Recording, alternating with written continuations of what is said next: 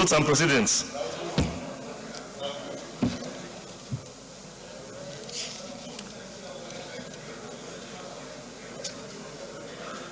Two nine 27.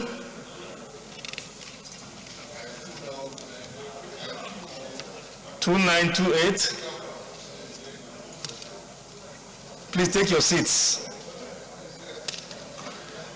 2928. 2929.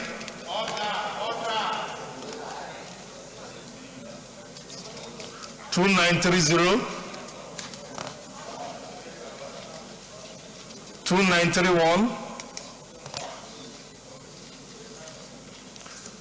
2932. 2933. 2934. 2935. 2936. 2937. 2938. 2939. 2940. 2941. 2942.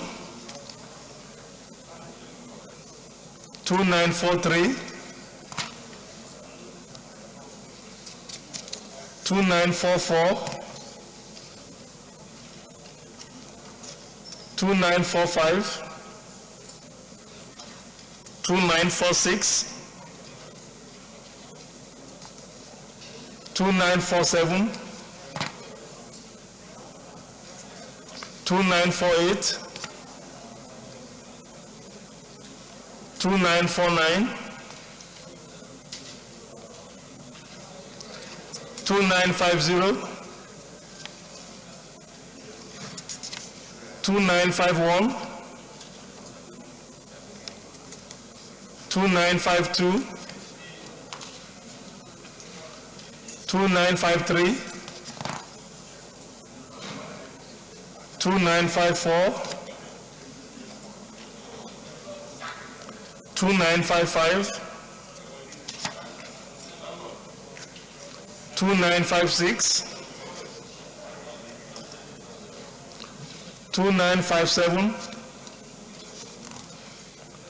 2958. 2959. 2960. 2961. 2962. 2963. 2964. 2965. 2966. 2967. 2968.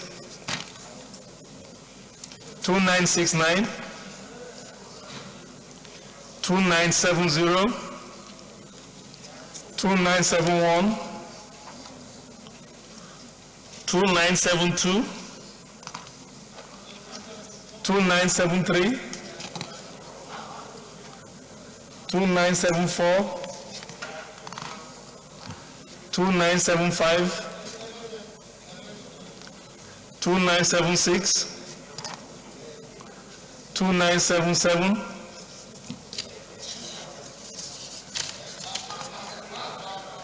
2978. 2979. 2980. 2981. 2982. 2983. 2984. 2985. 2986. 2987. 2988. 2989, 2990, 2991, 2992, 2993, 2994, 2995, 2996, 2997, 2998, 2999,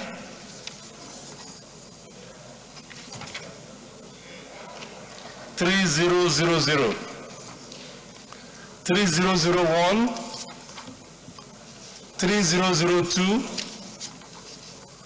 3003, 3004, 3005, 3006, 3007, 3008, 3009, 3010,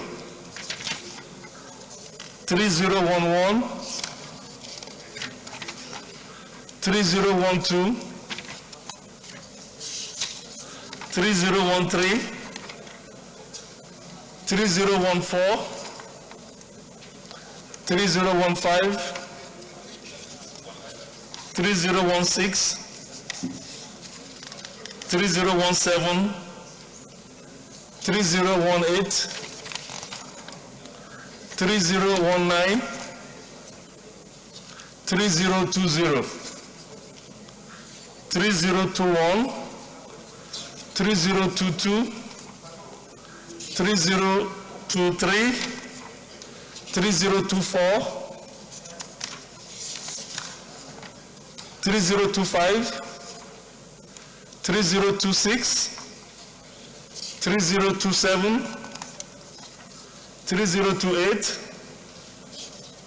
3029, 3030, 3031, 3032, 3033, 3034, 3035, 3036,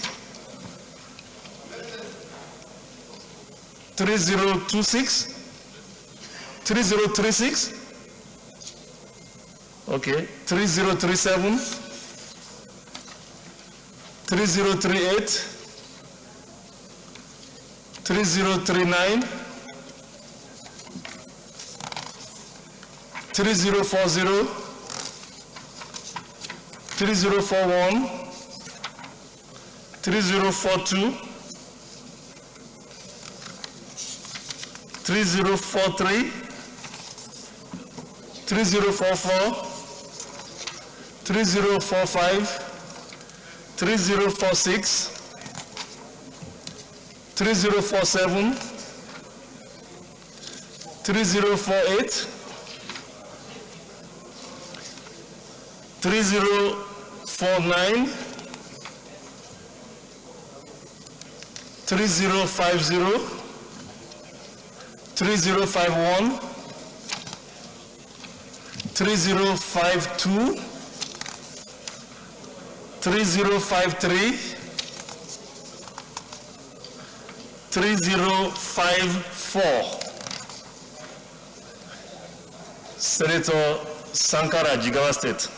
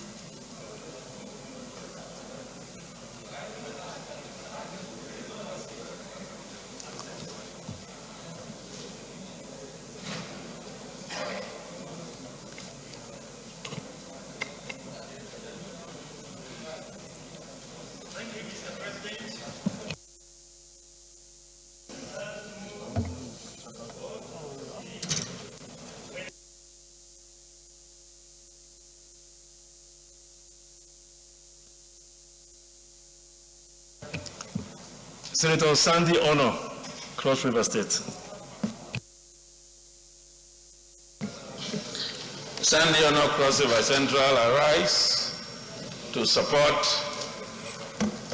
the motion that the votes and proceedings of Wednesday, 16 February 2022 be approved. I so second, Mr. President. Those in favor that the votes and proceedings of Wednesday, the 16th day of February 2022 be approved, say aye. And those against say nay. The ayes have it.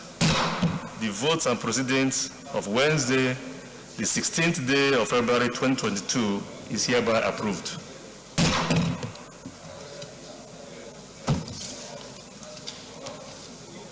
Announcement.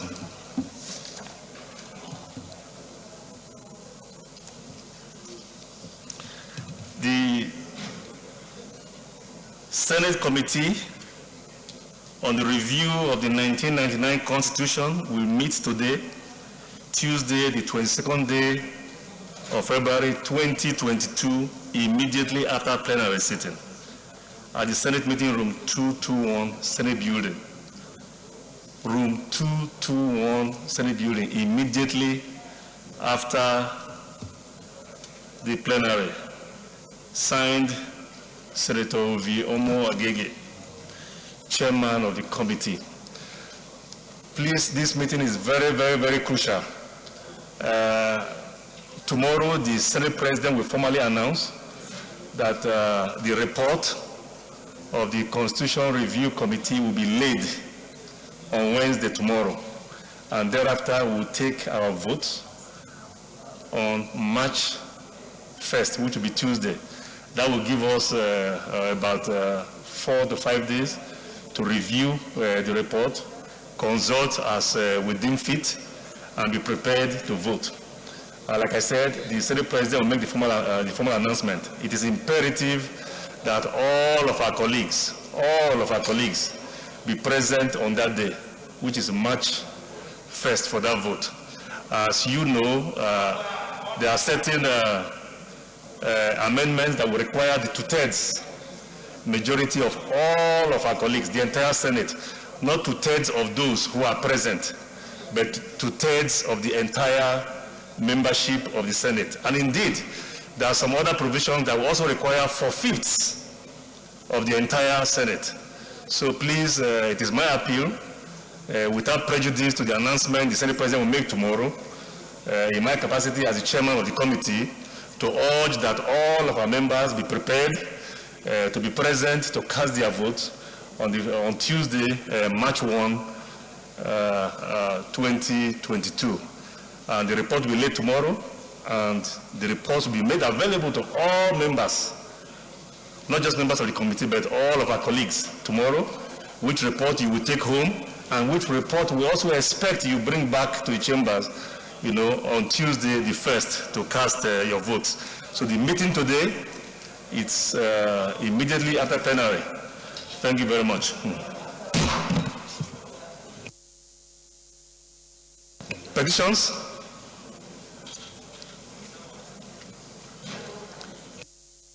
Leader of the Senate. Point of order, Senator Nala. Thank you very much, Mr. President, and my distinguished colleagues. Mr. President, I would like to proceed under Order 41, Route 1 and 2. You may read. Order 41 says, matter of urgent public importance. It said the matter for discussion shall, if possible, be referred to the President of the Senate before commencement of the day sitting, and the President of the Senate shall refuse to allow the claim unless he is satisfied that the matter is definite and urgent. Order 2 says, if the claim is allowed by the President of the Senate and the leave of the Senate is given by at least 1/5 of all the senators, the matter shall stand over till the next legislative day. Mr. President, you remember before coming to the sitting, I have approached you to brief you on the disturbing security challenges in my constituency. And I did inform you that the last 4 days have been really, really very traumatizing for my constituents in Zuru and Yawuri Emirates, which constitute Kebbi South, where I represent. It is in line with this that I sought the approval, or I'm seeking, the approval of this Senate to bring a formal motion on the floor of the Senate tomorrow to address this very important issue. Now, Mr. President, it is important in the sense that it has not ceased, it's continuous, and that is why it is urgent and it's a matter of importance for this Senate. I therefore urge Mr. President and my colleagues to so approve in pursuance of Order 41, 1 and 2, so that a formal motion can be presented on the floor of the Senate tomorrow. Thank you very much, Mr. President. Thank you, Senator Nala. You have won your case.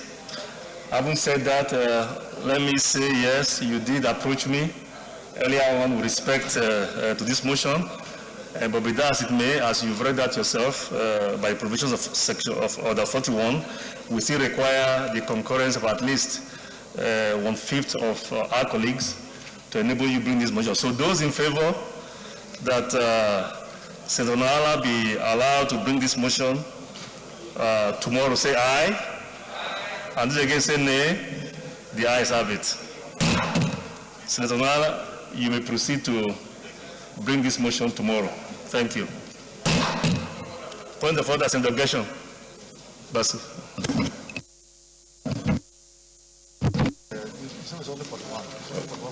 Okay, thank you, Mr. President. Gershom Basi, Cross River South. Mr. President, I seek to come under Order 41 and 51. 41. You may read.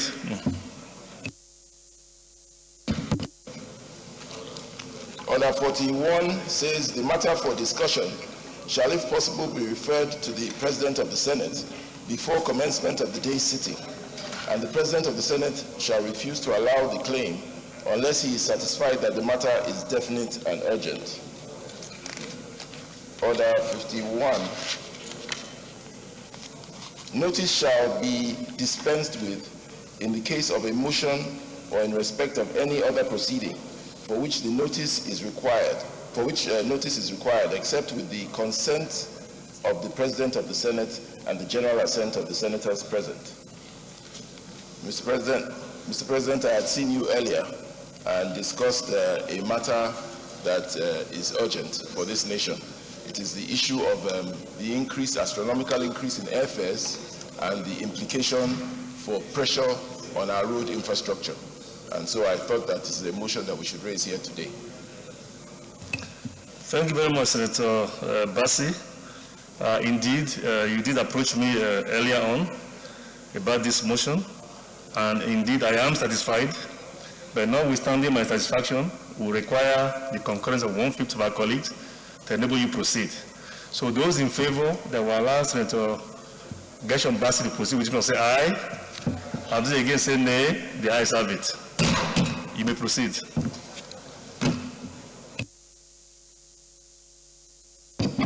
Thank you, Mr. President. The motion is on the astronomical increase in airfares and the implication for Nigerian roads. The Senate is aware that local airfares in Nigeria have risen by over 63% in response to a spike in the price of aviation fuel and attendant cost of operation. The Senate is also disturbed that the rise in the airfare has pegged the minimum economy class ticket at around 80,000 naira for travelers buying a 1-hour, one-way economy ticket. Further disturbed that the increase in airfares will increase the pressure on the neglected and dilapidated Nigerian roads and will further worsen the state of the roads in Nigeria. Senate is concerned that the Federal Road Maintenance Agency, FEMA, had a budgetary approval of just about 20% of the funds the agency requires for the rehabilitation of the 35,000 kilometers of federal road infrastructure in the 2022 budget. Senate is further concerned that the sum of about 850 billion naira that has accrued to FEMA by virtue of the 5% user charge on pump price of petrol, diesel, and the international vehicle transit charges provided for in Section 14 of the FEMA Act of 2007 is still being owed FEMA by the federal government. Worried that the humongous debt owed FEMA by the federal government has hampered the effective discharge of FEMA's primary responsibility of road maintenance and rehabilitation. Accordingly, this Senate resolves to 1. As a matter of urgency, declare a state of emergency on national roads in Nigeria. 2. Call on the federal government to immediately make good its indebtedness to FEMA in order to enable the agency carry out its primary responsibility of rehabilitating federal roads, especially in the face of the astronomical increase in airfares. I so move, Mr. President. Thank you, Senator George Sekibo.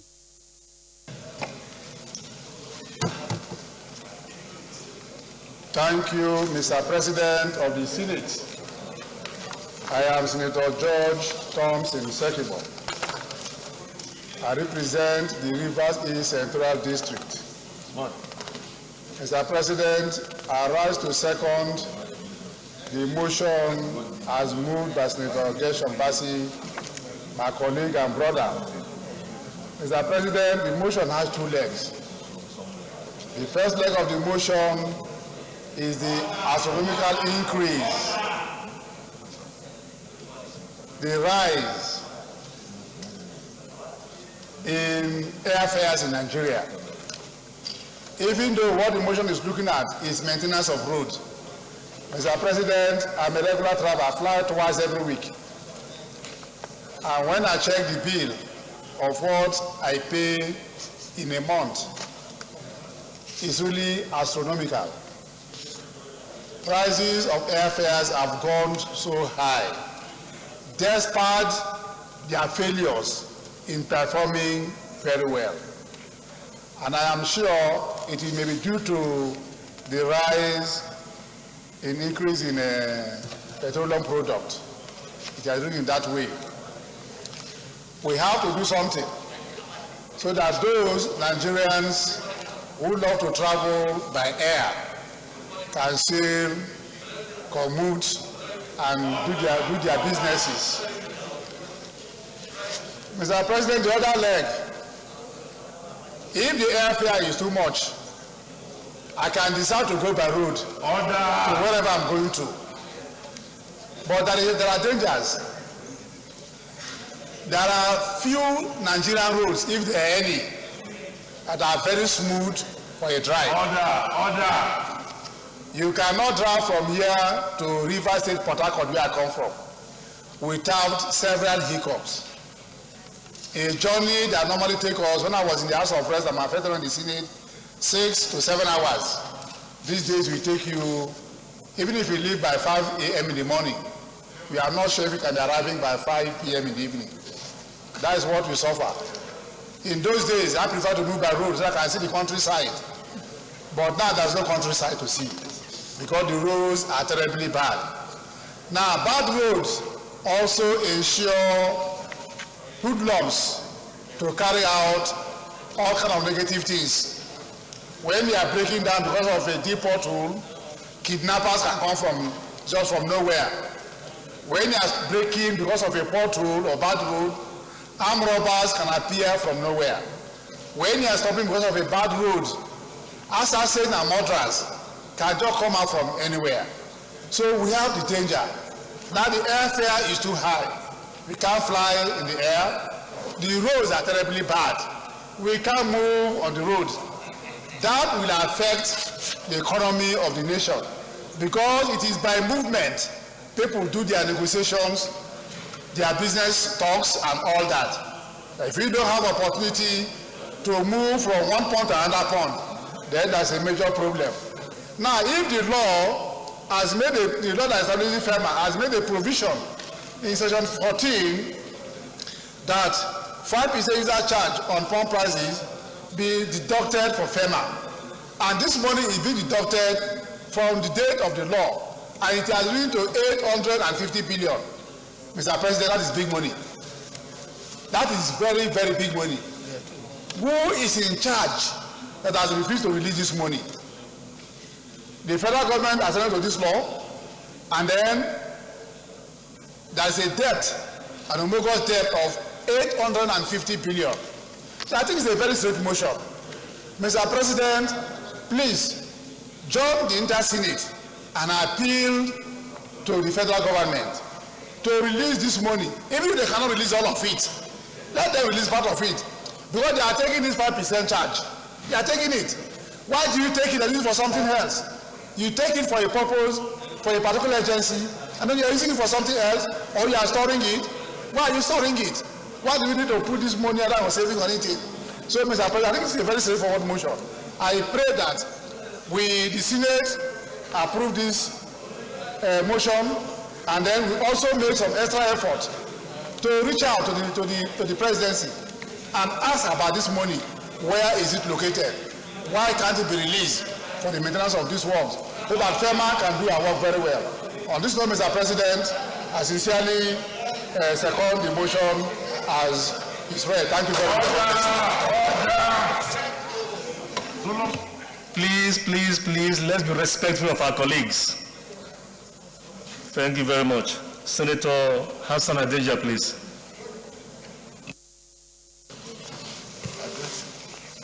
Thank you very much, Mr. President. Ibrahim Hassan Adeja, Jigawa Northeast. Mr. President, I also rise to support the motion by my colleague and brother, and to also point out that the reasons given for this price increase, I don't think is tenable, Mr. President. Mr. President, we are witnessing in Nigeria possibly the fastest growth in the aviation industry since flying started in this country.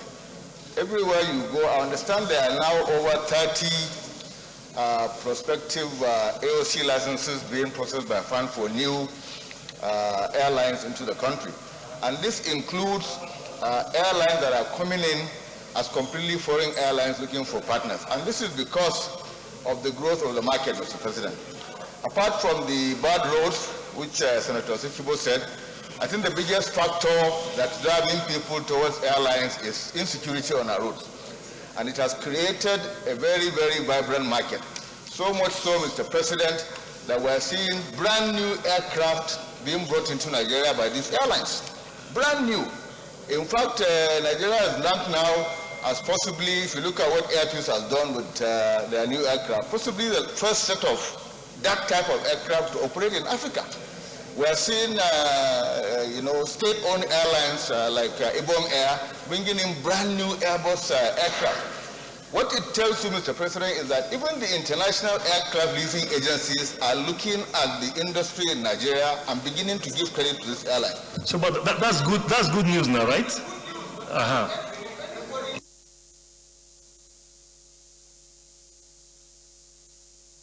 When this administration has actually removed duties on aircraft, I don't think it's terrible, Mr. President.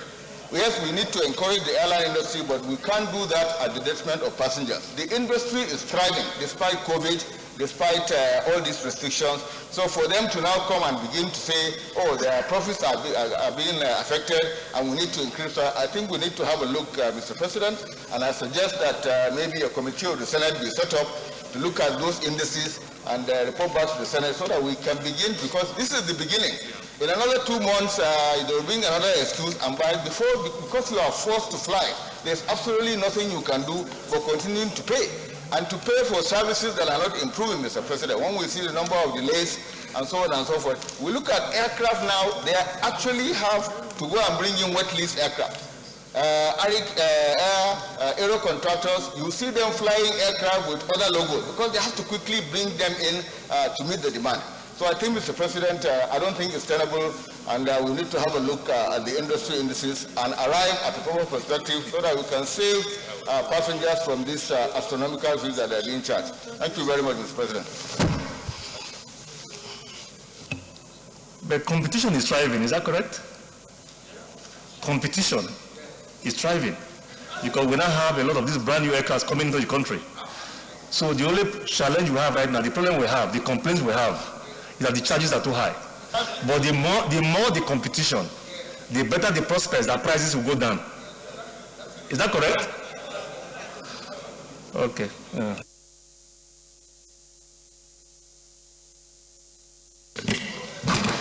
Thank you, Mr. President. I'm Senator Matthew Urogide. I represent Edo South Central District. Mr. President, first let me give commendation to our colleague, Senator Basigashon, that came up with this motion. Mr. President, you remember that in the 8th Senate, this issue of astronomical hike in airfares came up, and we tried to adduce different reasons. We know that it has gone from bad to worse in the face of present day realities. Mr. President, as at that time, some of the reasons that were adduced were these arbitrariness in taxes and levies that are attached to tickets, both the tickets for domestic routes and international routes. We found out that somebody that was going to fly from Accra to London or from Accra to Johannesburg was a lot cheaper than somebody flying from Lagos to London or from Lagos to Johannesburg. Again, our domestic routes, we found out that 50% of the charges or the value of the airfare to fly from Abuja to Lagos, 50% of what you pay as airfare were charges and taxes. And these taxes even went up to the issue of trolley and all of that. And this Senate, the Senate, the 8th Senate at that time, came up and said that anyone that has to render such services, since 1,000 naira was being charged per ticket, there was no need for anybody to pay for trolley services in our local airports. But looking at it, we know prices are ruled by market forces of demand and supply. Today, aviation fuel, insecurity, deployable routes, they have all now contributed to the fact that everybody wants to be in the air. Everyone wants to go from one destination to the other, by flying. If you go to our airports now, virtually everybody wants to fly because the roads are insecure, the roads are bad. Mr. President, I want to draw your attention, particularly to the Benin Sapele Wari road. You have been going on that road, and you know how bad it is at different spots, at Orowo in Benin, at Ologbo, Sapele, and so on before you get to Wari. Till date, nothing has been done. FEMA, that is charged with the responsibility of maintaining our roads, cannot do it because they don't have the funds to do it. So I think we just have to address these issues. Only last week, 2 communities along that road wrote to me and told me that I should go and do everything so that that road can be passed. The state governments, you know it, to the federal roads within their domain, they are equally handicapped because of lack of funds to be able to maintain these roads. And when they are maintained, federal government is supposed to do a refund to them. They don't do that. So you find out that Nigerians are the ones that suffer in all these circumstances. So bringing this thing to the fore is just to remind us again that the Senate and indeed National Assembly, we should do everything possible for the executive to act in a manner that will lessen the hardship of Nigerians. All of us cannot fly. It is a good thing, just like Senator Adeja said. Other airlines are coming in, having different plate numbers on the aircraft. You can see that a lot of foreigners are coming or foreign airlines are coming in.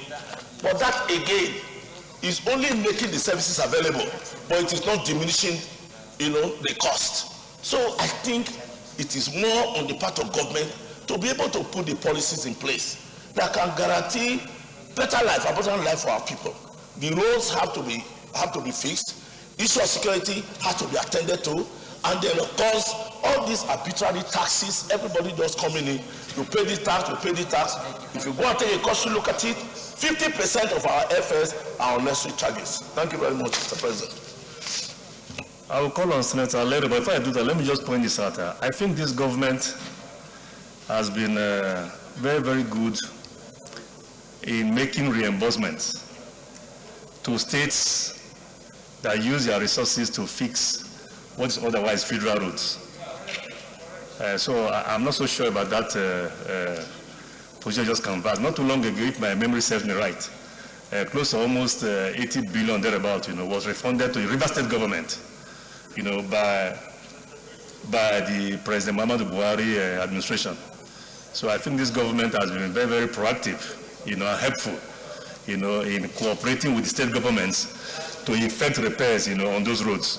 Having said that, let me call on Senator Lero, please.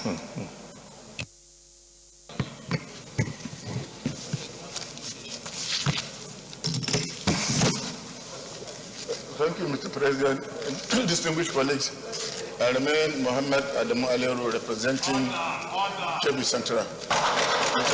Mr. President, I rise to lend my support to this motion, heavily moved by my good friend, Senator Bassi. In doing so, Mr. President, we should also look at the efforts being made by the federal government to reconstruct and rehabilitate the roads in the country. Only of recent, the NNPC has come out with a tax credit of over 621 billion naira, which will be used to rehabilitate the dilapidated roads we have in the country. And this is just first phase. And now they want to take the second phase, which may also cost more than the first phase. Virtually all roads in the country will be rehabilitated by the federal government under the current tax credit scheme. In addition to this, Mr. President, we also have to understand the efforts being made by Federal Ministry of Works to generate or to get funds to rehabilitate the bad roads we have. About 2 weeks ago, a check of 210 billion naira was given to the Federal Ministry of Works by DMO, Debt Management Office. It's meant for the rehabilitation and reconstruction of bad roads in the country. And we also have presidential initiative on infrastructure, which is currently being headed by the president himself, because the coordination is done in the villa. This initiative is responsible for the rehabilitation of Lagos-Ibadan Expressway, which is almost 75% completion stage. We have Abuja, Kaduna, Zaria, Kano Road, which is costing the country almost 800 billion naira. And we also have the second Niger Bridge. And all this are being done by federal government. And yes, I agree that some roads are bad, but the picture being painted by my colleagues as if the Ministry of Works is not doing anything, if the federal government is not doing anything. I think we are spending huge amount of money in rehabilitating our roads in the country, much more than any other government. So, yes, on the issue of rise of airfare, Mr. President, we have to consider the fact that the exchange rate has gone up from 150 to 485. Now, to buy a dollar, because you can't buy it at artificial rate, you have to buy it at 570. And aviation, 90% of it is funded, by foreign exchange. Because we don't manufacture spare parts. We don't manufacture the aircraft. So obviously, if you buy exchange rate at black market, definitely you have to recover the cost. And that's why the airfare is going up. And I agree with the fact that there is so much pressure on the airline and we need more competition. And that's why we welcome the idea of having national carrier, even though it has a lot of problems. It has a lot of teething problems, and we hope those problems will be addressed before the takeoff. So, Mr. President, we have to also understand that the 850 billion naira meant for farmer being held by federal government should be released. I associate myself with that call, and we should exert our influence and make sure that that money is released to farmers so that they will complement whatever the Federal Minister of Works and Housing is doing to rehabilitate our roads in the country. Mr. President, with this few remarks, I lend. Thank you very much. I think this motion has been really overflowed, but with that, it may. I'll just take one more contribution from Senator Ekunife, and then we'll move on. Senator Ekunife, please. Thank you, Mr. President. Mr. President, distinguished colleagues, my name is Senator Uche Lilian Ekunife. I come from Anambra State. I represent Anambra Central. Mr. President, I want to commend Senator Gershon for bringing up this motion. Mr. President, this motion is in 3 parts. Number 1 is the increase in the airfare. Second is the road network, the bad road network. And third one is the money being owed FEMA by federal government. On the airfare, Mr. President, prices of goods and services are being determined by supply and demand. There is basically nothing we can do to reduce the cost of airfare in this country except to put our roads together and encourage competition in the aviation industry. Without doing the necessary things, it will be difficult for prices of airfare to come down. We have come from different states in this country and we know the condition of our roads. Mr. President, with the conditions of Nigerian roads, the increase in the airfare will continue to even increase more than what it is now. The roads are just in a very bad shape. Apart from the bad road network, how about the security? I used to travel by road, but now I can't even go by road. For you to travel from Abuja to Anambra State, you spend about 10 hours, 12 hours on the road. This is a journey that will take you about 5 hours. Then how about the tax collectors on the road? The disparity in the tax and the duplication of taxes. Different states governments will stop the travelers to collect one tax or the other, one levy or the other. And that, of course, either delays the transportation business or even increases the fare of transportation. And many of the people that used to go by roads don't travel by roads anymore. They rather take go by air. And in going by air, that also increases the airfare. Talking about 850 billion being owed FEMA, I don't see why a critical agency like FEMA should be owed by federal government. Maintenance of the road. Which agency of government is responsible for that deduction? Do you know? Yeah, who is withholding that? PPRA. Okay.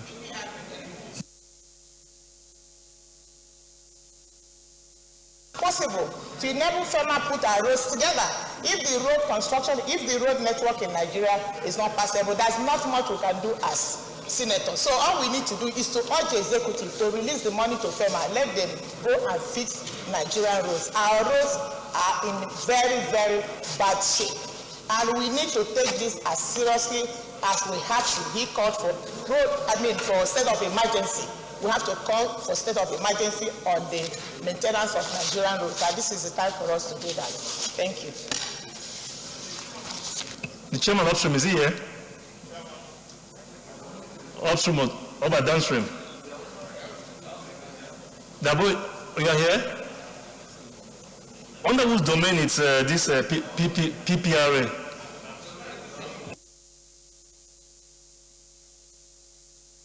It's downstream. Yes.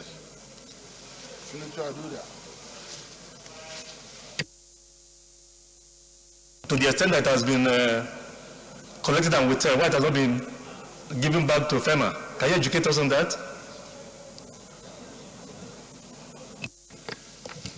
I think the Senate leader will be in a better position to do that because he's the one handling the issue collectively. Okay. Leader, can you speak to that?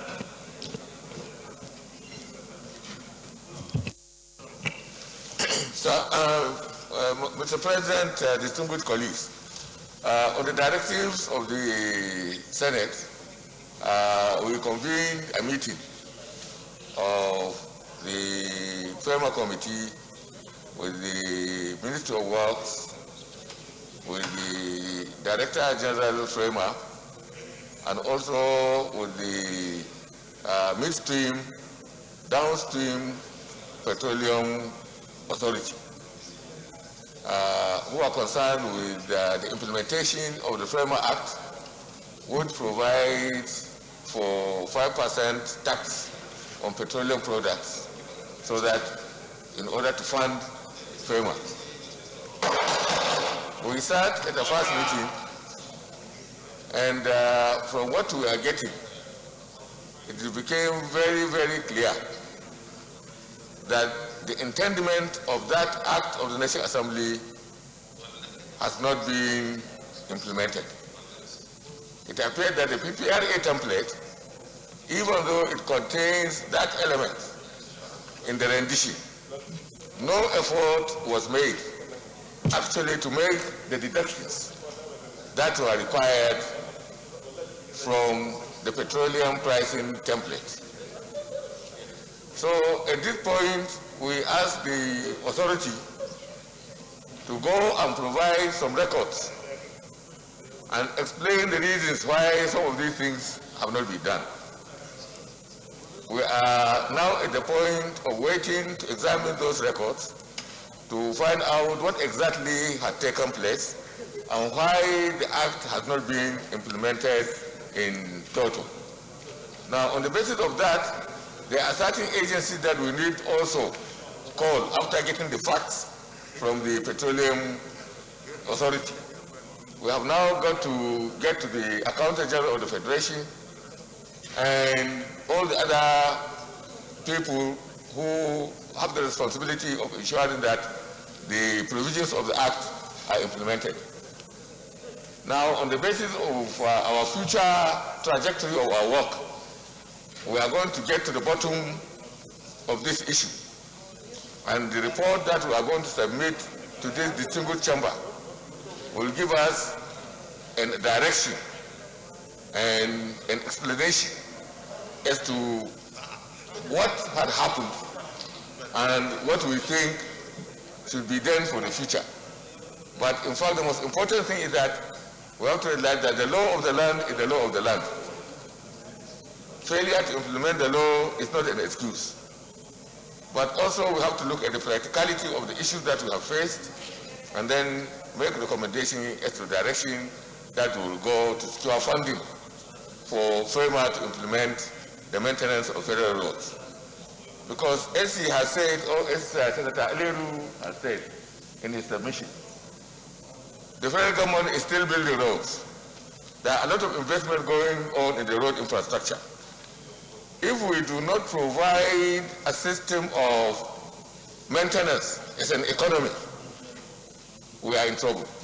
Whatever road we build, if we don't provide for systemic maintenance, not as a culture, but as an economy, then we are in trouble. We are also expecting FEMA also to streamline its own operational modalities so that they take the issue of maintenance as a fundamental part and parcel of the development process when we are building infrastructure. So our work is ongoing, and I hope that by the time we are able to conclude it, very soon, as soon as possible, we'll make a presentation to the Senate to clarify some of the issues that are involved. Thank you, Mr. President. Thank you very much, Leader. Thanks for that brief. It's clear that you're on top of it. All we ask that you expedite it and bring the report before the Senate for early consideration. Thank you. Having said that, we will now proceed now to look at the two prayers. Prayer 1. As a matter of urgency, declare a state of emergency on the nation's federal roads. Those in favor of prayer 1 say aye. Those against say nay. The ayes have it. Prayer 2. Call on the federal government to immediately make good its indebtedness to FEMA in order to enable the agency to carry out its primary responsibility of rehabilitating federal roads, especially in the face of the astronomical increase in airfares. This, of course, is subject to the outcome of the report that will come from the Senate leader and his committee. So, would you want to step this down, or you want to speak to this? Yes, Senator Bassi. Thank you, Mr. President. Do you want me to amend it or to step it down? Suggest you amend it in light of the briefing that is sent. Yes.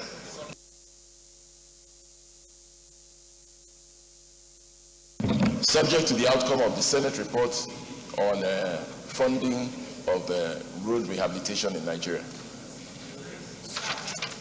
I saw amend. Could you second, right? Yes, thank you.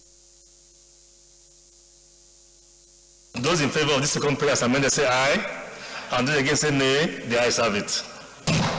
Leader of the Senate.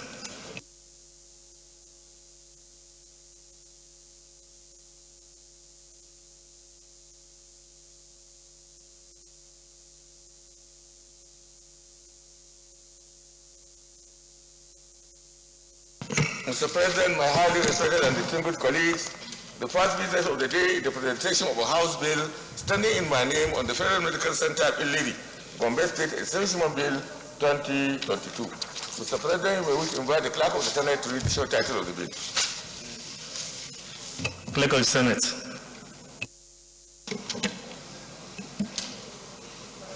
Mr. President, distinguished senators, Federal Medical Center, Plenary, Gombe State Establishment Bill 2022, HB 677, first reading.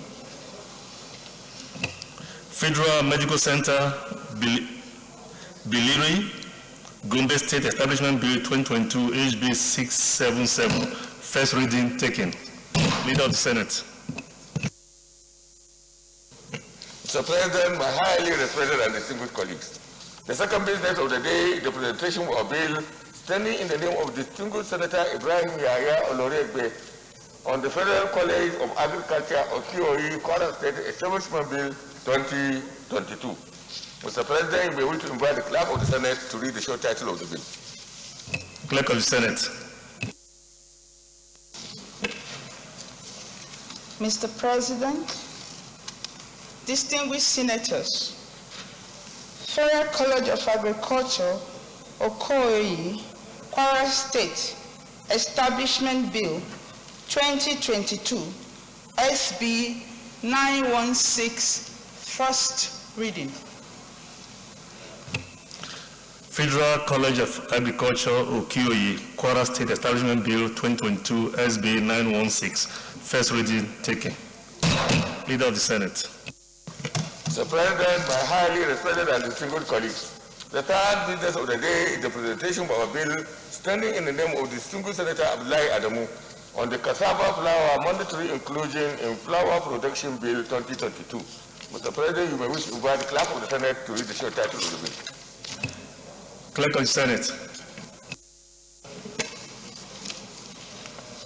Mr. President, distinguished senators, Cassava Flour Mandatory Inclusion and Flour Production Bill 2022, SB 923, first reading. Cassava Flour Mandatory Inclusion in Flour Production Bill 2022, SB 923, first reading taken. Leader of the Senate. Mr. President, my highly respected and distinguished colleagues, the fourth business of the day is the presentation of a bill standing in the name of distinguished Senator Hussein Yakubu on the Federal University of Education, Okene, Kogi State Establishment Bill 2022. Mr. President, you may wish to invite the Clerk of the Senate to read the short title of the bill. Clerk of the Senate. Mr. President, distinguished senators, Federal University of Education, Okene, Kogi State Establishment Bill 2022, SB 933, first reading. Federal University of Education, Okene, Kogi State Establishment Bill 2022, SB 933, first reading taken. Leader of the Senate.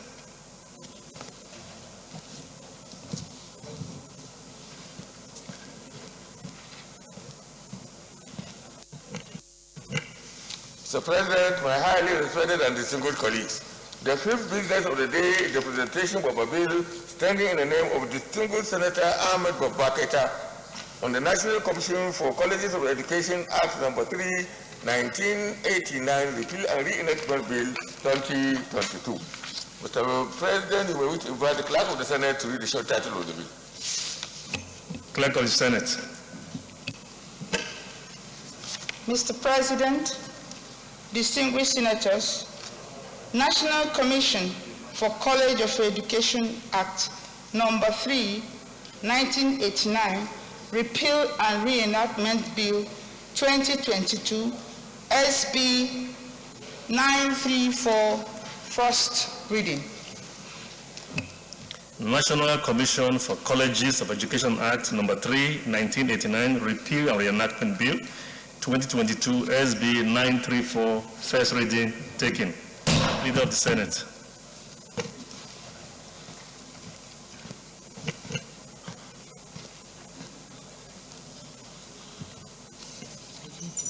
Okay.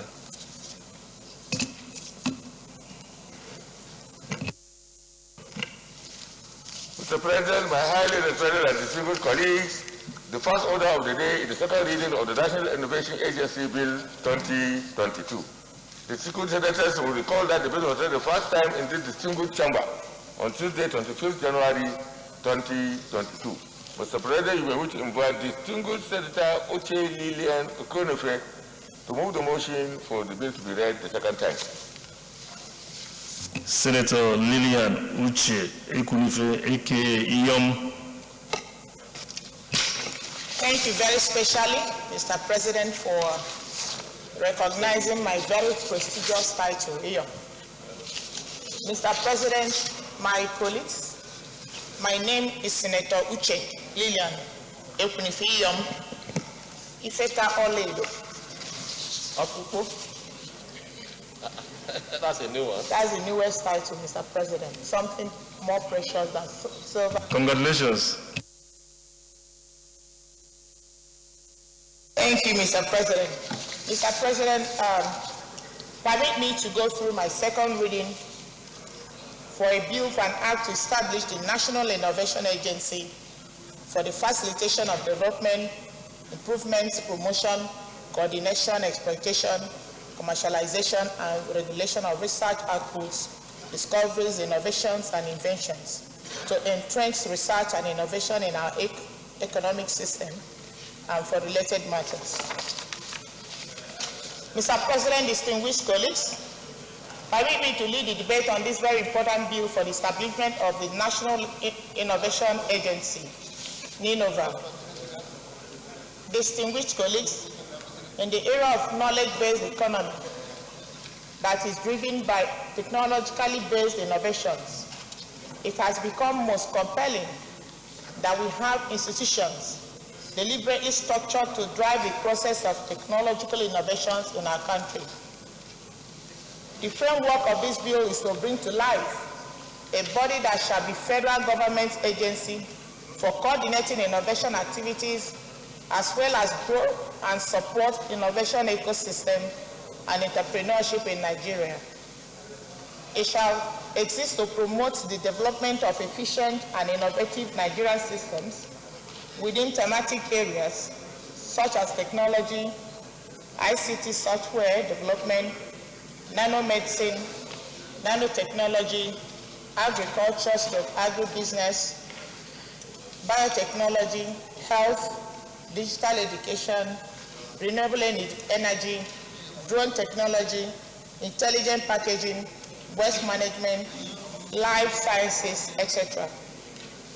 To that, Mr. President, our nation's economic prosperity has been mainly driven by the oil sector, with little contribution from the non-oil sector through growth in services, telecommunication, and to some extent, agriculture. In spite of this, the tripartite problems of extreme poverty, income inequality, and youth unemployment have been seemingly intractable, pervasive, and unprecedented. The huge successes of these national innovation agencies, such as INOSUS, Innovation Agency for Switzerland, Vinova for Sweden, National Research Agency for France, Innovation South Africa, and National Innovation Foundation India, in creation of jobs, are worth mentioning here. These national agencies have separately led their countries to massive successes in innovation and creativity, thereby adding to sustainable economic growth and economic diversification in their respective countries.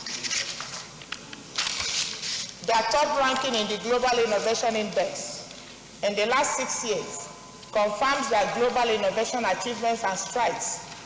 Switzerland had maintained first since 2016. Sweden had maintained second since 2016. USA had maintained third since 2016, followed by South Korea as fourth since 2016, and Japan as fifth since 2016. These strides by top European countries, the USA, are due to deep collaboration with top universities in their respective countries, as well as the impact their science parks, incubator hubs, areas of innovation and innovation districts.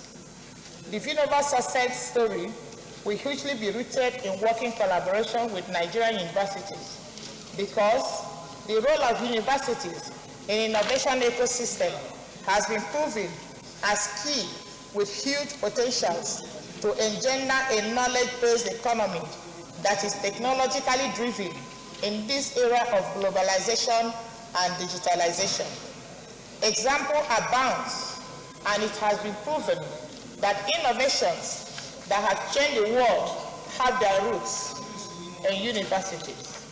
The Silicon Valley and the Stanford University, USA, established in 1956, has been in deep collaboration with the US Innovation Agency. The Cambridge Science Park in UK, established in 1973, has collaborated so much with the British Innovation Agency.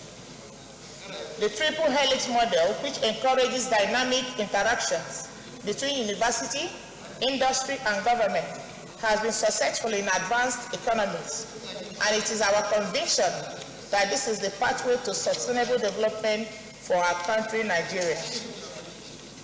Rethinking Nigeria's development policy options and strategies matter a lot now, especially how to replicate the above success stories within the local context. There is public expectation for a paradigm shift from commodity-based economy to a knowledge-based and innovation-driven economy through aggressive research and development in science, technology, and innovation.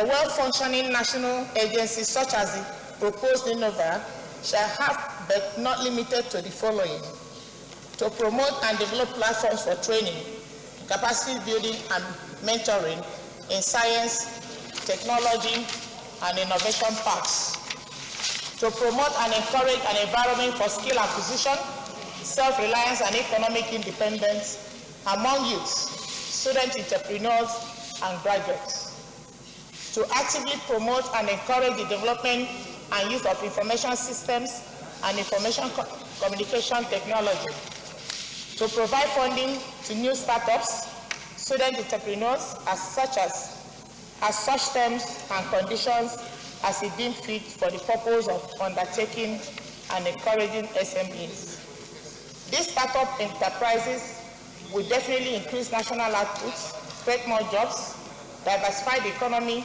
and provide labor inputs for other sectors on a sustainable basis. Economic development objectives of this agency. The Innovation Agency shall have the following core developmental objectives: to facilitate the establishment and development of new technology-based enterprises, to facilitate knowledge transfer from universities to companies and to society, to build synergy between industry, academia, and government, to establish and nurture technology-based startup enterprises, to assist individual inventors, stroke innovators, SMEs, industry researchers, the academia, etc., for long-term global competitiveness and sustainability. Nigeria needs to establish a national innovation agency with full responsibilities to foster innovation activities. If properly managed, Innova will lead Nigeria to the path of a highly innovative and rich nation that can survive without dependence on crude oil, which is easily vulnerable.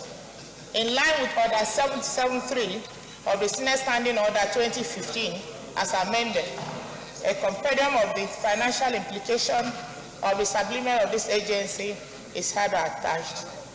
I therefore, Mr. President, and my respective colleagues, ask you to please support this bill for the second term. I thank you so, Mr. President. I so submit. Thank you, Senator Ekunife. Senator Baraji, please. Thank you, Mr. President. I am Senator Baraji Brin, I represent Kano North. Mr. President, permit me to first of all commend the sponsor of this bill and to say that this bill is apt and is good for our country. Mr. President, every day in, day out, there are innovations made in our tertiary institutions and also by individuals. But lack of support to these innovators to develop their skills, their findings, their innovations, made this innovation not utilized by innovators. And the country stands to always lose. It loses from the fact that these innovations are not supported in a way to create something that will help our economy. So this agency, as stated here in the bill, if created, will help to coordinate and also help innovators to create startups. This is what is in vogue all over the world. Startup companies that, when assisted, they become very big companies that will help the economy. It is what other countries are using, it's what is helping other countries to develop their economies, to develop their real sector. We should do this so that we also benefit from these innovations. It's very, very important. I'm glad that we are discussing this now here. It pains me because I see what is happening elsewhere, other climes where innovators are being assisted. So I think it's necessary that we all come to the support of this bill so that we have an establishment that will help to make innovations develop in a way that we create entities in this country that will help to build our economy, to make our economy more stronger than what it is now. Thank you, Mr. President. Thank you very much. I'll just take one more contribution and we'll go to the prayer. Senator Ibezin. Thank you, Mr. President, distinguished colleagues. I'll start by thanking my sister, your distinguished Senator Lilian Ekunife, for bringing up this bill at a time like this. The bill is actually long overdue.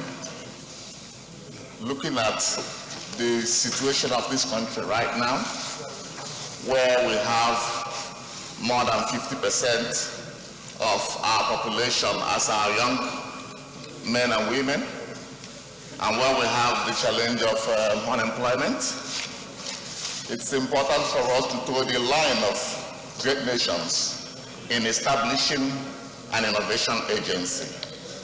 The innovation agency will look at what we're doing in the areas of agriculture, science and tech, all sorts of skill acquisitions, and rebrand them to meet up with the industry standard now. So this bill, in my opinion, is very necessary, especially now that we are thinking of formulating a proper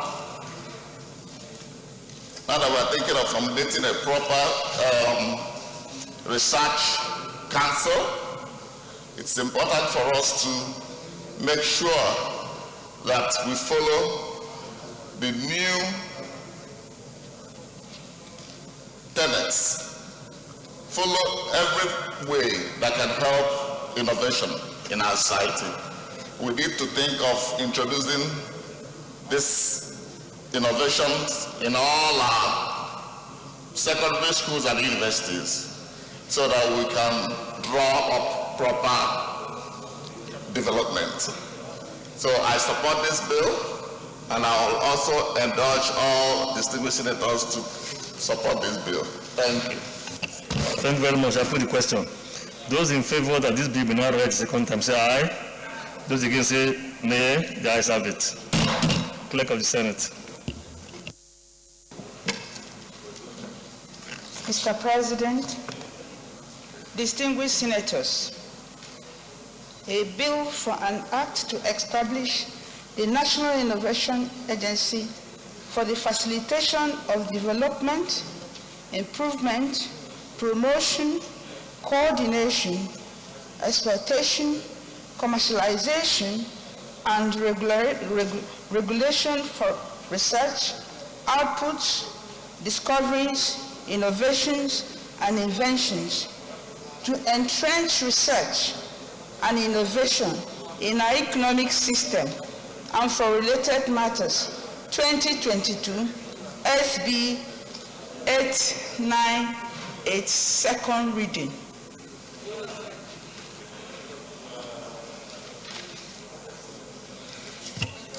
A bill for an act to establish the National Innovation Agency for the facilitation of development, improvements, promotion, coordination, exploitation, commercialization, and regulation of research outputs, discoveries, innovations, and inventions, to entrench research and innovation in our economic system and for related matters, 2022. Second reading taken. The bill is referred to the Committee on Science and Technology to report back within 4 weeks. Leader of the Senate.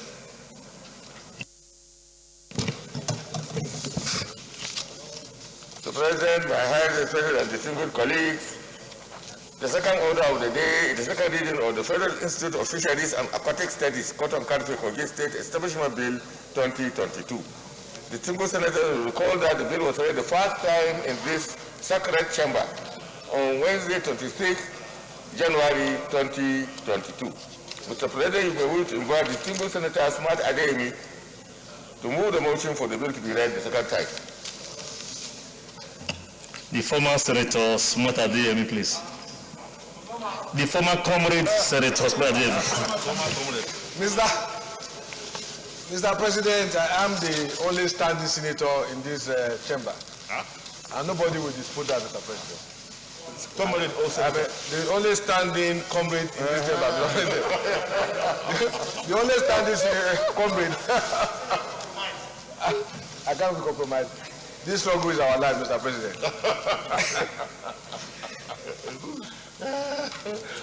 Mr. President, distinguished senators of the Federal Republic of Nigeria, permit me to lead the debate on the general principles of this important bill. We seek for the establishment of the National Institute of Fishery and Aquatic Studies in Kotokarufi, headquarters of Kotokarufi local government area of the confluence state called Kogi State. Kotokarufi is neighboring community to the Federal Capital Territory. Fishery, like agriculture, Mr. President, as both are hugely intertwined, has been an important sector in the Nigerian economy in the past decade, and is still a major sector despite the oil boom. Basically, it provides opportunities for the teeming population, promote diversification of the economy, and is a catalyst for sustainable development of our nation. The fishery sector is crucial, Mr. President, to the economy for contributing about 5.4% of the nation's gross domestic product, GDP. It is important to our economic sector in terms of employment, job security, enterprise development, and could become a major avenue for foreign exchange earning if fully developed to meet modern techniques of production. It will also encourage younger generation of Nigerians, Mr. President, to embrace it as a source of livelihood. This has not been so due to dependence on crude oil resources as a main source of revenue generation, thereby driving a monolithic economy for years in spite of the enormous developmental challenges facing our nation, especially the huge problem of unemployment. Mr. President, respected colleagues, permit me to once again bring to your kind attention the fact that Nigeria is a maritime state where 9 out of the 36 federal states have coastal lines towards the Atlantic Ocean. The coastal federal states of Nigeria are Ogun, Lagos, Ondo, Edo, Delta, Bayelsa, Rivers, Akwa Ibom, and Cross River State. The importance of fishery sector to individuals and the economy of many developed nations and developing nations cannot be overemphasized. Kotokalufi, Mr. President, is a riverine community located in Kogi State, like I said, north central Nigeria, which is known for its exceptional fishery activities by the locals. Over 70%, Mr. President, of the residents engage in fishing activities. The evidence of this can be seen in the presence of their first shopping mall at the bank of River Niger called Jamata towards Lokoja, the state capital. Mr. President, let us be reminded that fish provide more than 60% of the world's supply of protein, especially in developing countries like ours. Its importance could be identified directly and indirectly among rural and urban residents in Nigeria. Fish, Mr. President, contribute approximately 3.0 to 5% to the agricultural share of the gross domestic product. On health benefits, Mr. President, fish are an important source of protein in the diet of Nigerians today. Protein from fish is highly digestible and of great nutritional value. It constitutes of ammonia acid, vitamins and minerals. Apart from its high quality, it is also a cheaper source of protein compared to other animal protein sources such as beef, pork, chicken, and goat meat.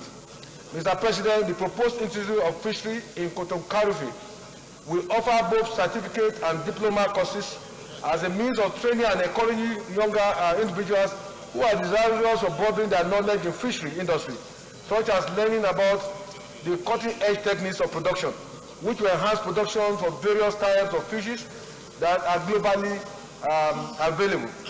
Some of these are limited to Nigeria and some to some African countries. All these, when developed, Mr. President, will enhance our foreign exchange earning as a nation. With this college, there will be cross-fertilization of ideas, knowledge, and techniques of fish production. The end goal is to discourage the importation of foreign fish to our nation daily, Mr. President. As next step, I will recommend more institutes in at least 2 in each of the geopolitical zones as a way of taking fishery and studies of aquatics very seriously in our nation. Mr. President, this is very important because it will bring up a new generation of Nigerians who embrace a profession or a vocation that seems to be neglected. Because that may be to meet up with increasing demand of fishery products, Mr. President, the federal government have in the past initiated projects with a view to increasing the production of fish daily. Sadly, Mr. President, several reports have indicated that millions of naira is being expended on fish importation. Mr. President, if you go around Abuja and you visit some of the supermarkets, you will see these salmon fish. These salmon fish are imported with our hard-earned currency to Nigeria, which Nigerians are patronizing. These are the things that can be produced when the college like this is in place.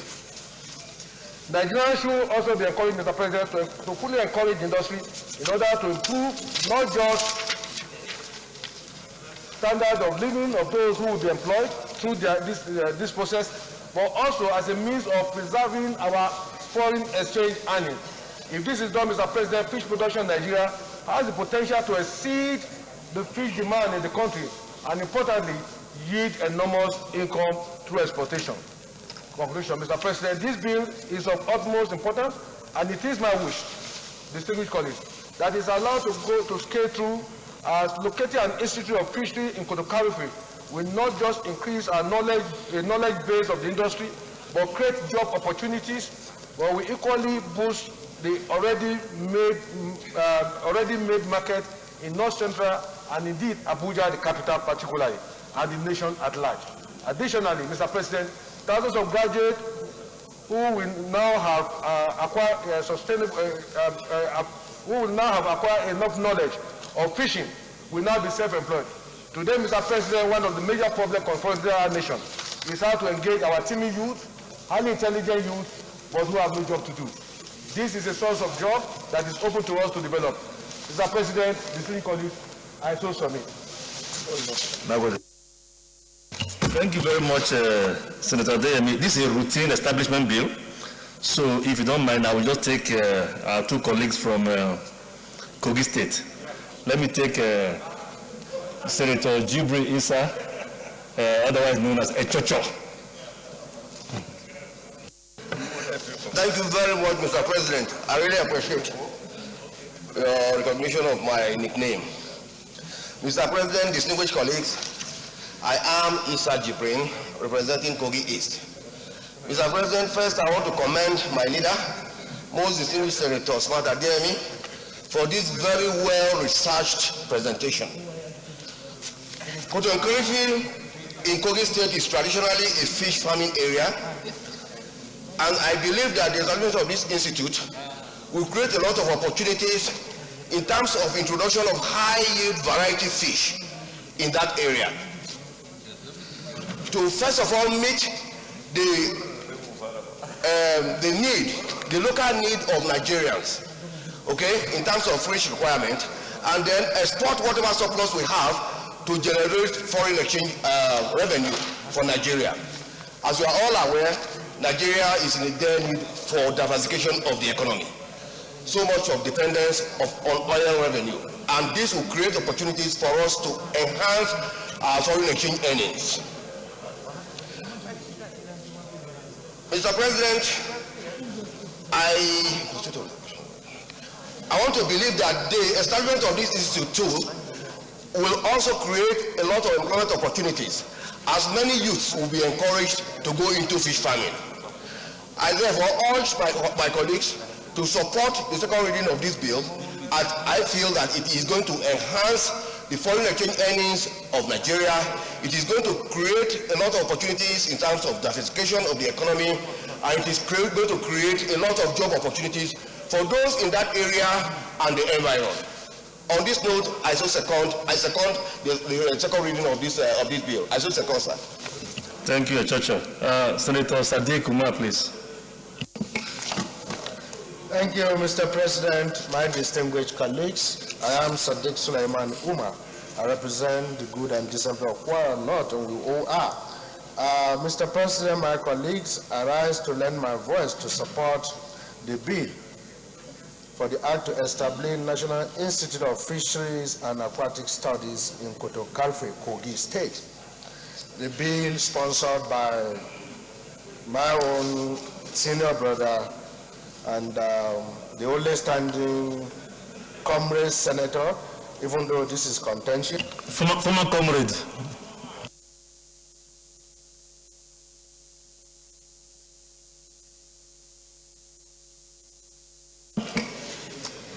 this bill is apt. The location of this institute is most appropriate because, this is a riverine community. They already have fishery activities going on there.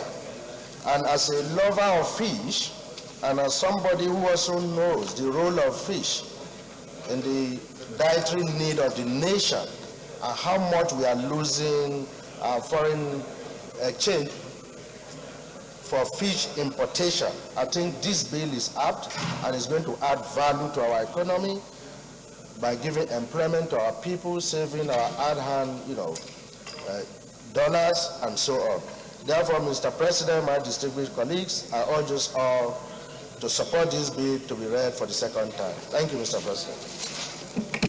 Thank you. A final contribution from Senator Alero, please. Thank you, Mr. President, distinguished colleagues. I remain Muhammad Adam Alero. Mr. President, I like to also lend my support to this very important bill for 3 reasons. Number one, Nigeria has all it takes to produce enough fish for consumption locally. We are blessed with rivers all over the country.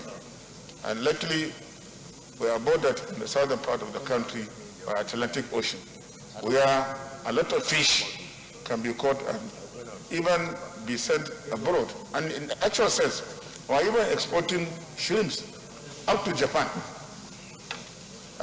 They said our shrimp is one of the best in the world.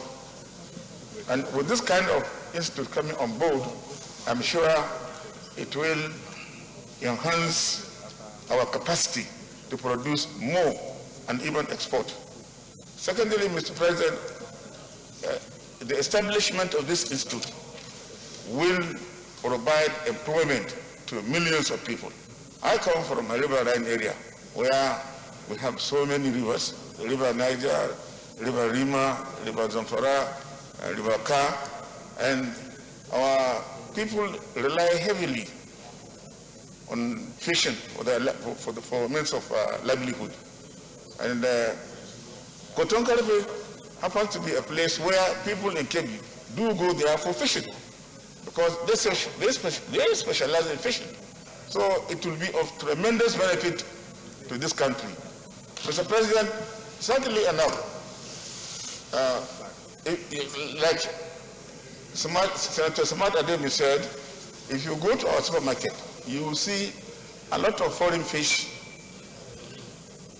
being bought with our hard-earned foreign exchange in our markets. Mr. President, this is quite unnecessary. We can produce enough fish to feed ourselves and even export, and there is no reason why we should be importing food to put in our supermarket. So for this reason, Mr. President, I support the second reading of this bill and I urge all my colleagues to do the same. Thank you very much. Thank you, Senator Lero. I will now put the question. Those in favor that this bill be not read the second time say aye, and those against say nay. The ayes have it. Clerk of the Senate. Mr. President, distinguished senators, a bill for an act to establish the Federal Institute of Fisheries and Aquatic Studies, Kotonkarife, Kogi State, and for other related matters, 2022, second reading. A bill for an act to establish the Federal Institute of Fisheries and Aquatic Studies, Kotonkarife, Kogi State, and for other related matters, 2022, second reading taken. The bill is referred to the Committee on Tertiary Institutions and the Committee on Agriculture. The Committee on Third Fund will be the lead committee to report back in 4 weeks. Leader of the Senate.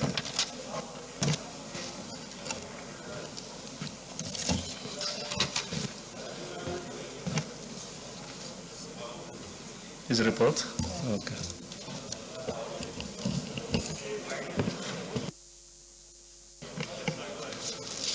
Mr. Mr. President, my highly respected and distinguished colleagues, the third order of the day is the presentation and consideration of the report of the Committee on Downstream Petroleum Sector on the screening of the following persons for appointment as Executive Directors of the Nigerian Midstream and Downstream Petroleum Regulatory Authority. Number 1, Francis Alabo Ogari, Executive Director, Hydrocarbon Processing Plants, Installations and Transportation Infrastructure. Number 2, Dr. Mustafa Lamurde, Executive Director, Health, Safety, Environment and Community. Number 3, Mansour Kulia, Executive Director, Midstream and Downstream Gas Infrastructure Fund. Number 4, Bashir Sadiq, Executive Director, Corporate Services and Administration. And number 5, Dr. Zainab Gobir, Executive Director, Economic Regulations and Strategic Planning. Distinguished Senators will recall that the request of Mr. President, Commander-in-Chief, was referred to the committee on Tuesday, 8 February 2022. Mr. President, you may wish to invite distinguished Senator Asabo Mohammed, Chairman of the committee, to move the motion for the presentation and consideration of the report. Senator Sabo, please. Thank you, Mr. President.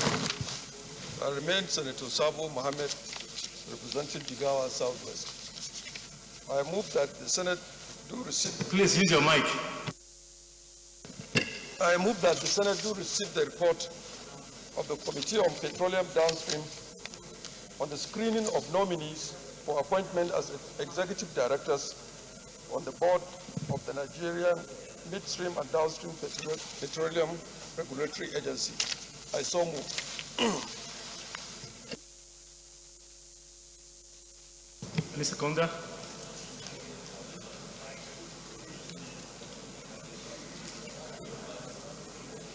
Yes. Senator Oluremi Tinubu, please. Mr. President, distinguished colleagues, I do second that the Senate do receive and consider the report of the Committee on Downstream Petroleum Sector on the confirmation of appointment of Executive Directors of the Nigerian Midstream and Downstream Petroleum Regulatory Authority. I so second. Those in favor that the Senate do receive and consider the report of the Committee on Downstream Petroleum Sector on the confirmation of appointment of Executive Directors of the Nigerian Midstream and Downstream Petroleum Regulatory Authority. Those in favor say aye, and those against say nay. The ayes have it. Sabo, please, you may proceed.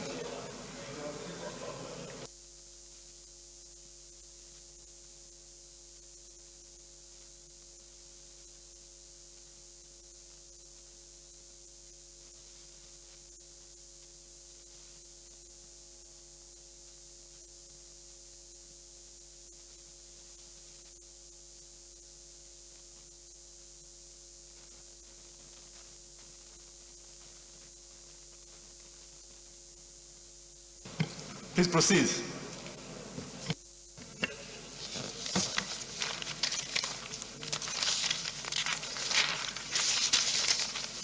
Mr. President, distinguished colleagues, the Senate at its sitting on Tuesday, 8 February 2022, considered the request of Mr. President and Commander-in-Chief of the Armed Forces of the Federation for confirmation of appointment of the following nominees as executive directors of the Nigerian Midstream Downstream Petroleum Regulatory Agency, and referred same to the Committee on Petroleum Downstream Sector for further legislative actions. Francis Alabo Ogari, Executive Director, Hydrocarbon Plants Installation, Transportation and Infrastructure.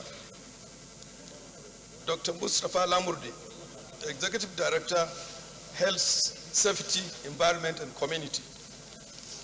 Mansour Kulia, Executive Director, Midstream, Downstream Infrastructure Gas Fund.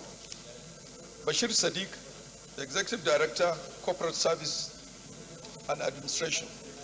Zainab Gobir, Executive Director, Economic Regulations and Strategic Planning.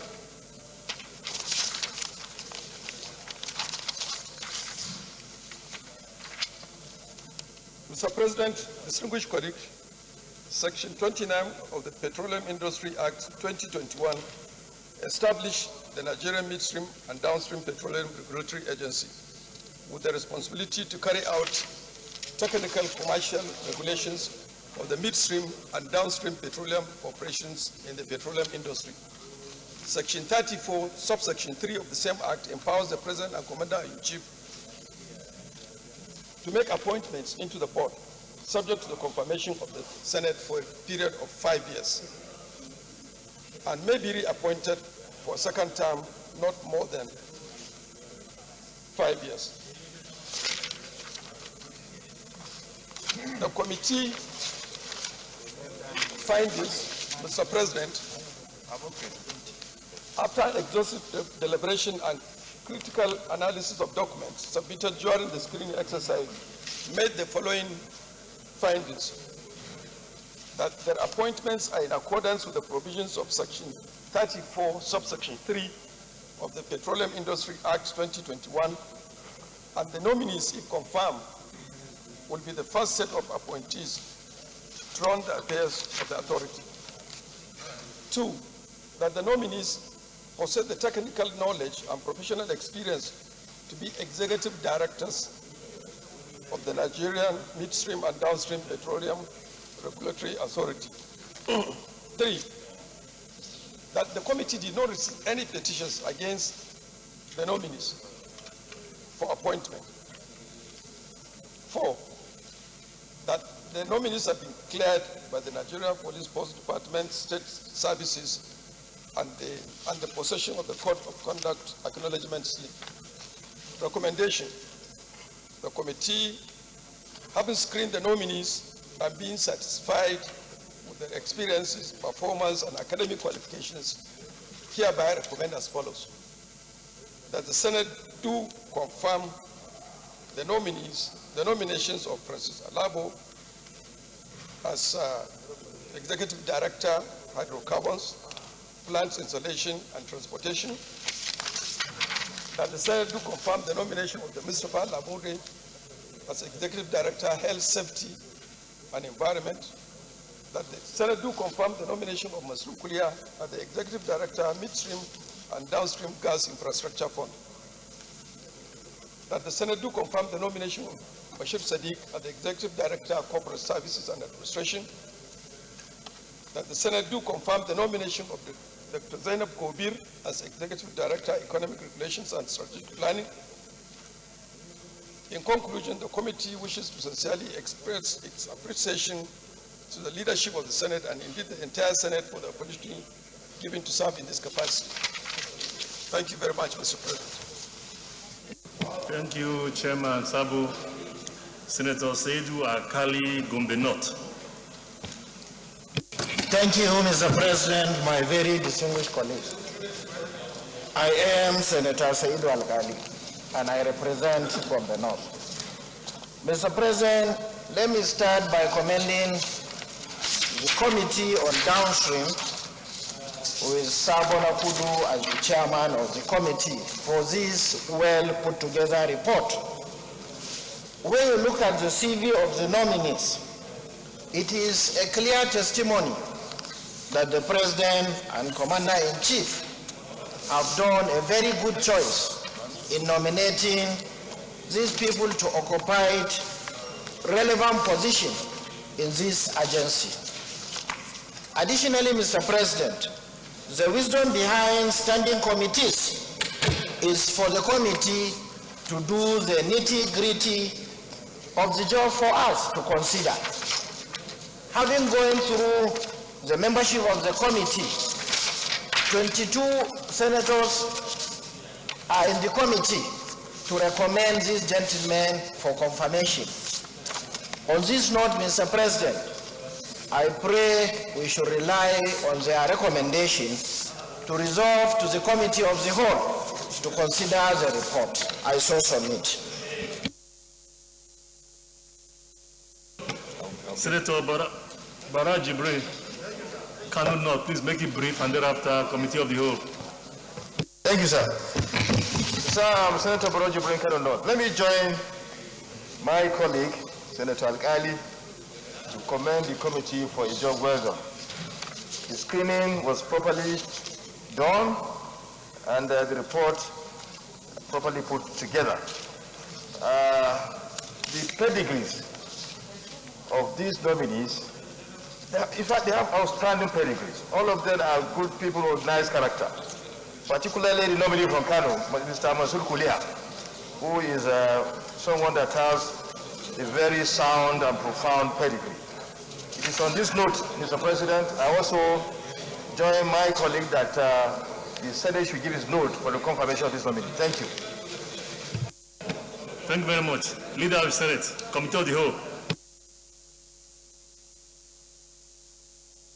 Leader of the Senate. Mr. President, my highly respected and distinguished colleagues, I rise to move a motion that this distinguished chamber resolves in the Committee of the Whole to consider this report. I so move. Please. Thank you, Mr. President. My distinguished colleagues, I rise to second the motion that the Senate do resolve into Committee of the Whole to consider this report. Thank you. So second. In favor of the motion, say aye. And those against, say nay. The ayes have it.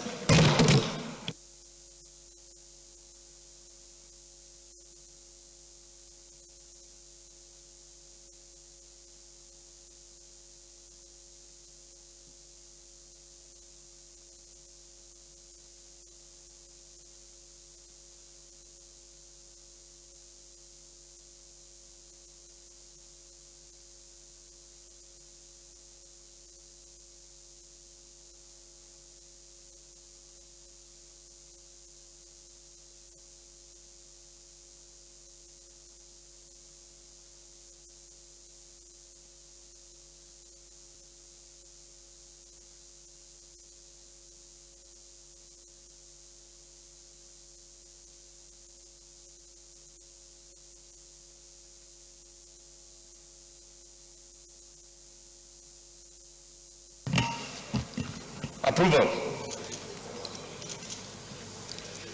Will the Senate approve the nomination of Francis Alabo Ogari as Executive Director, Hydrocarbon Processing Plants, Installations and Transportation Infrastructure of the Nigerian Midstream and Downstream Petroleum Regulatory Authority? Those in favor of this motion say aye, and those against say nay. The ayes have it. Will the Senate approve the nomination of Dr. Mustafa Lamude as Executive Director, Health, Safety and Environment and Community of Nigerian Midstream and Downstream Petroleum Regulatory Authority? Those in favor say aye. Those against say nay. The ayes have it. Will the Senate approve the nomination of Mansur Kulia as Executive Director, Midstream and Downstream Gas Infrastructure Fund of the Nigerian Midstream and Downstream Petroleum Regulatory Authority? Those in favor say aye. Those against say nay. The ayes have it. Will the Senate approve the nomination of Bashir Sadiq as Executive Director, Corporate Services and Administration of the Nigerian Midstream and Downstream Petroleum Regulatory Authority? Those in favor say aye. And those against say nay. The ayes have it. Will the Senate approve the nomination of Dr. Zainab Gubil as Executive Director, Economic Regulations and Strategic Planning of the Nigerian Midstream and Downstream Petroleum Regulatory Authority? Those in favor say aye. Those against say nay. The ayes have it. Leader of the Senate.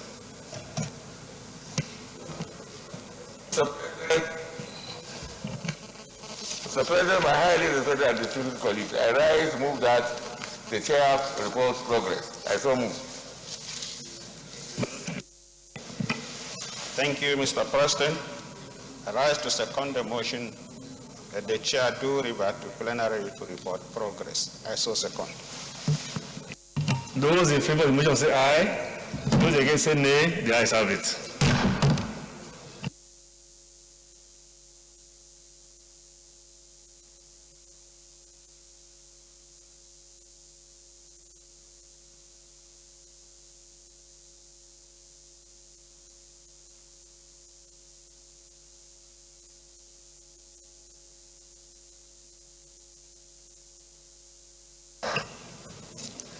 The Senate, in the Committee of the Whole, considered the report of the Committee on Downstream Petroleum Sector on the screening of Mr. President's nominees for the appointments as Executive Directors of the Nigerian Midstream and Downstream Petroleum Regulatory Authority and approved the nominations of 1. Francis Alabo Ogari, position Executive Director, Hydrocarbon Processing Plants, Installations and Transportation Infrastructure. 2. Dr. Mustafa Lamode, Executive Director, Health, Safety and Environment and Community. 3. Mansour Kulia, Executive Director, Midstream and Downstream Gas Infrastructure Fund. 4. Bashir Sadiq, Executive Director, Corporate Services and Administration. 5. Dr. Zainab Gubir, Executive Director, Economic Regulations and Strategic Planning. As Executive Director to the Nigerian Midstream Downstream Petroleum Regulatory Authority. Is this a true reflection of what transpired in the Committee of the Whole?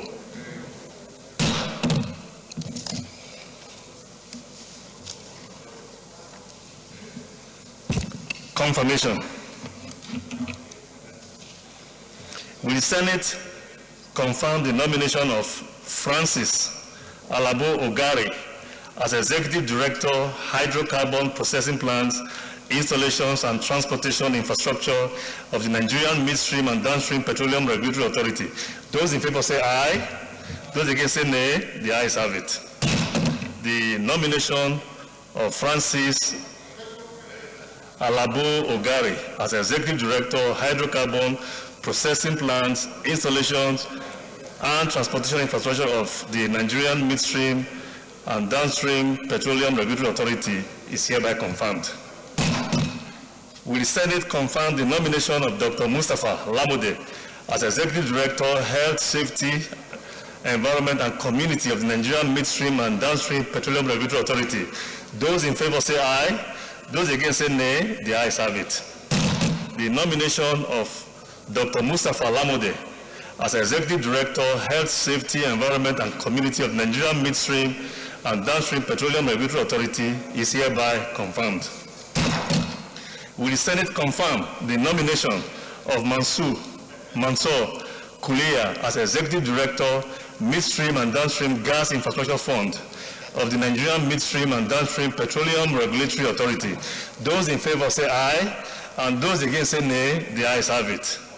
The nomination of Mansour Kulia as Executive Director, Midstream and Downstream Gas Infrastructure Fund of the Nigerian Midstream and Downstream Petroleum Regulatory Authority is hereby confirmed. Will the Senate confirm the nomination of Bashir Sadiq as Executive Director, Corporate Services and Administration of the Nigerian Midstream and Downstream Petroleum Regulatory Authority? Those in favor say aye. Those against say nay. The ayes have it. The nomination of Bashir Sadiq as Executive Director, Corporate Services and Administration of the Nigerian Midstream and Downstream Petroleum Regulatory Authority is hereby confirmed. Will the Senate confirm the nomination of Dr. Zainab Gubir as Executive Director? Will the Senate confirm the nomination of Dr. Zainab Gubir as Executive Director, Economic Regulations and Strategic Planning of the Nigerian Midstream and Downstream Petroleum Regulatory Authority? Those in favor say aye. Those against say nay. The ayes have it. The nomination of Dr. Zainab Gubir as Executive Director, Economic Regulations and Strategic Planning of the Nigerian Midstream and Downstream Petroleum Regulatory Authority is hereby confirmed. Congratulations to all of those whose nominations have been confirmed by the Senate. Leader of the Senate.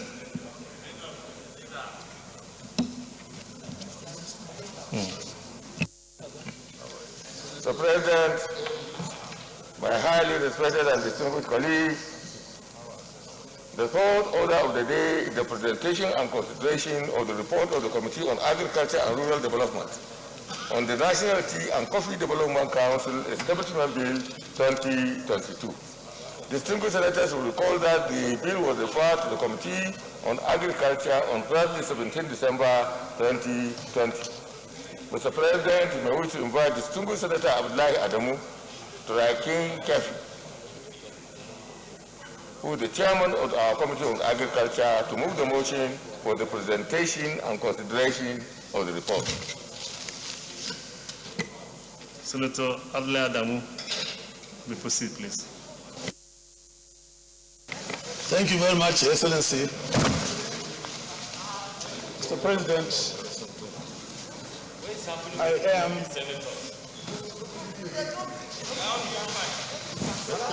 Point of order.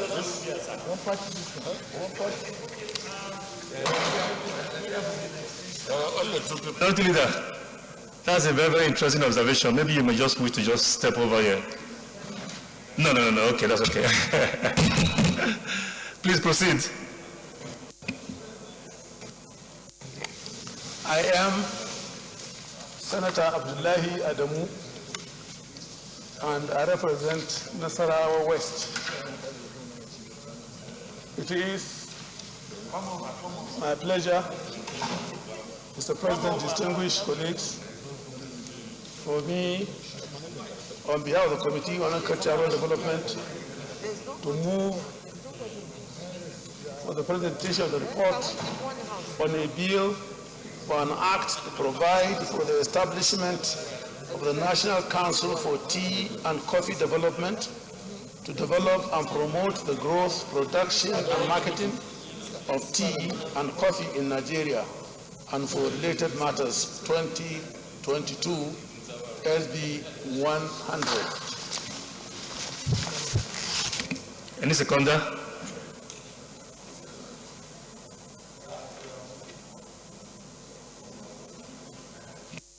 Senator Gobi, please.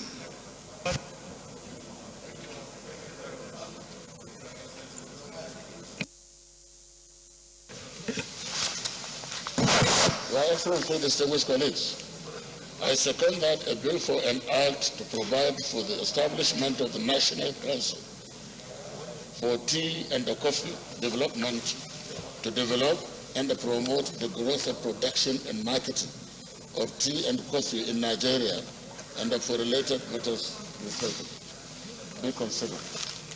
Thank you. Thank you. In the absence of any further contribution, the Senate Leader, you may wish to move for Committee of the Whole.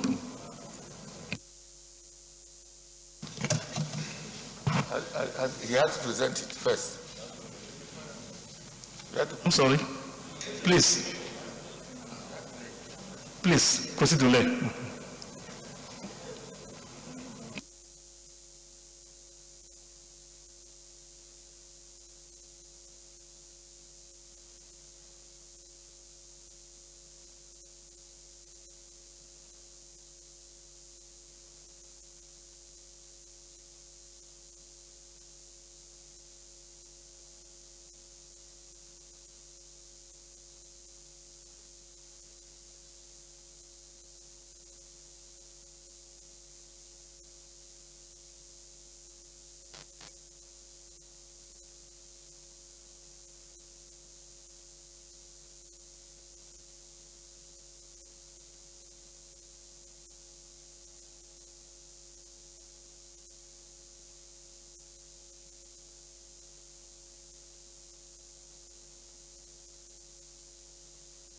You may wish to present the report, sir.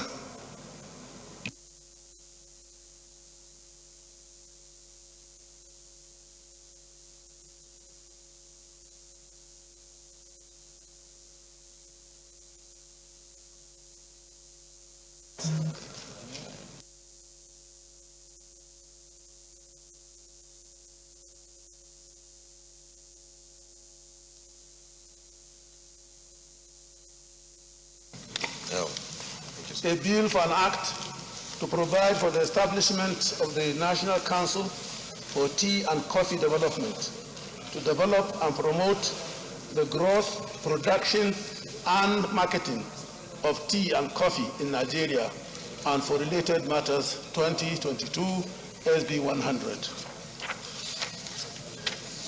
Background. The National Tea and Coffee Development Council Establishment, etc. Bill 2020 SB 100 was sponsored by distinguished Senator Yusuf Abubakar Yusuf from Taraba Central.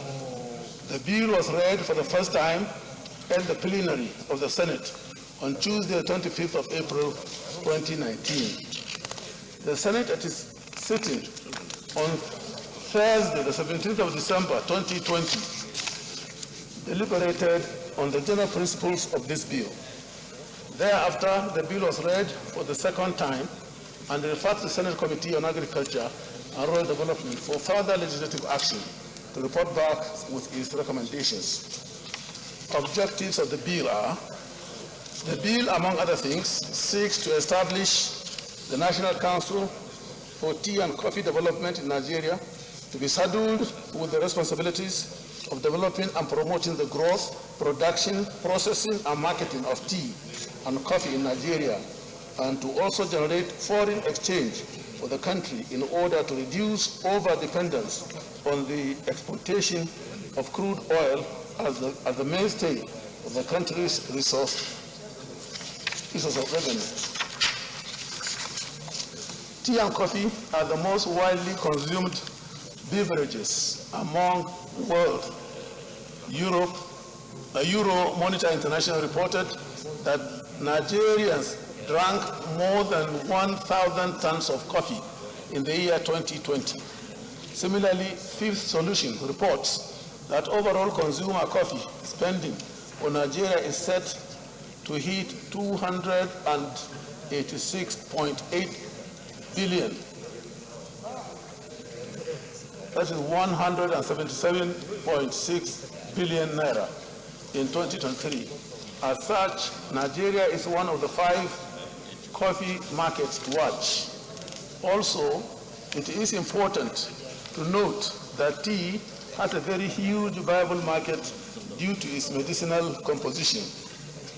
Nigeria is blessed with a lot of medicinal plants which are processed into tea bags to boost local consumption for good health and for vitality, and exportation to encourage diversification of the nation's economy. Highlighted below are some of the laudable objectives of the bill. 1, to develop a legal framework aimed at encouraging the growth, manufacturing, and marketing of tea and coffee across the country.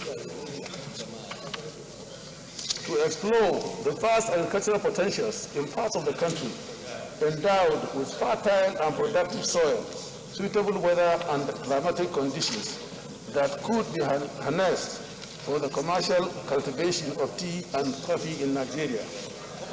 To set up outgrower tea and coffee factories in the value chain to assist farmers.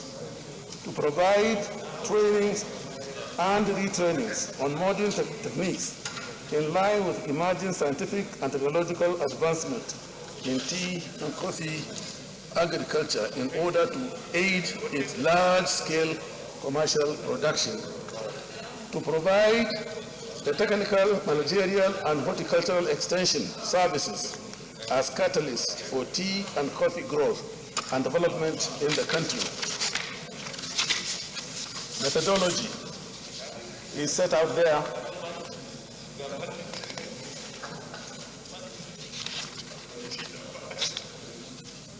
Public hearing. In line with the resolution of the committee, the public hearing on the bill was conducted on Wednesday, the 7th of July, 2021, and was well attended. The President of the Senate, Senator Ahmed Ibrahim Lawal, PhD, CON, who was represented by Senator Dr. Ali Usabi Abdullahi, the Deputy Chief Whip of the Senate, declared the public hearing open. Thereafter, the following listed stakeholders made presentations before the committee.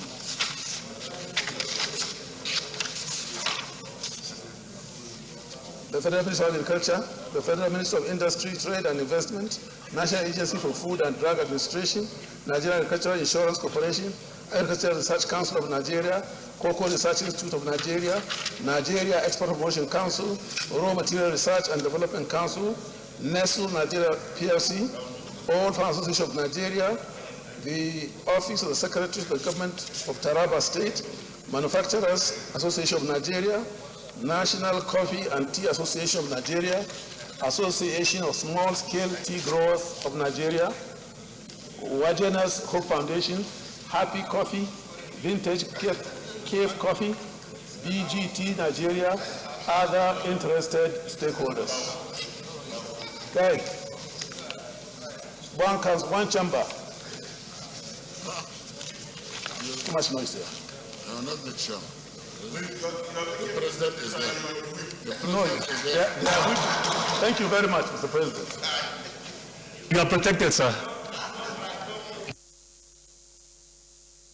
He has my protection.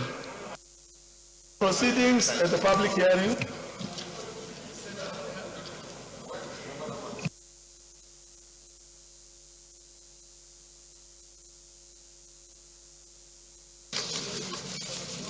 The President, distinguished colleagues, it is important to state at this juncture that this committee has carried out critical and painstaking clause-by-clause analysis of the provisions of the bill with a view to ensuring that the drafting of the bill in its entirety conforms to normative and legislative drafting styles.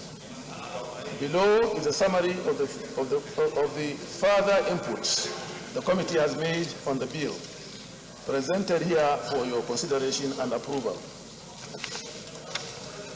Firstly, the committee holistically reviewed all the provisions in the bill, taking into consideration the provision of similar legislation on the subject matter. We also modified some of the clauses of the bill to conform to normative legislative drafting styles. Similarly, please, let's be respectful of our colleagues. Please, thank you. All typographical errors were corrected. Secondly, clause 1 of the bill was amended in sub-clause 3, which deals with the location of the headquarters of the proposed council.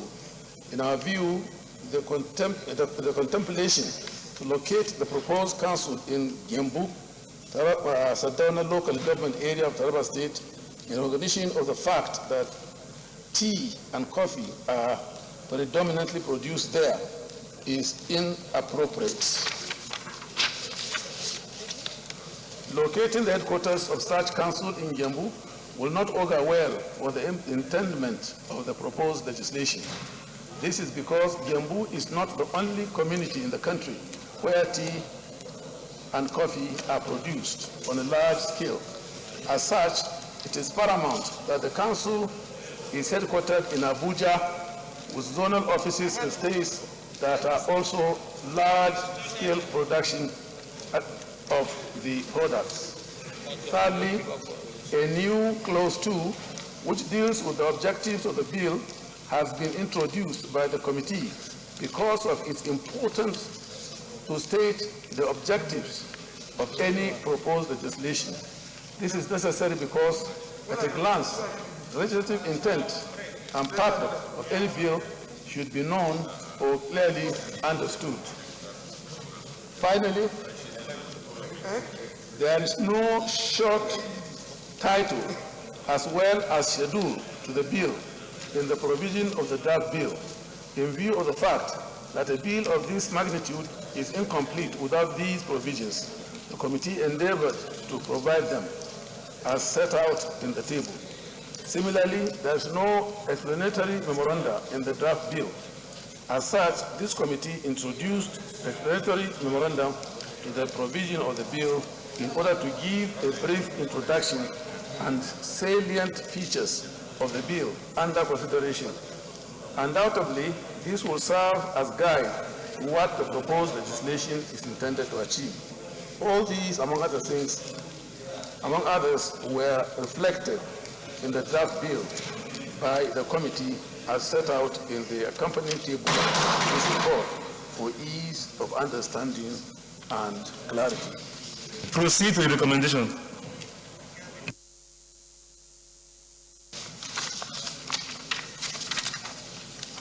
Recommendation.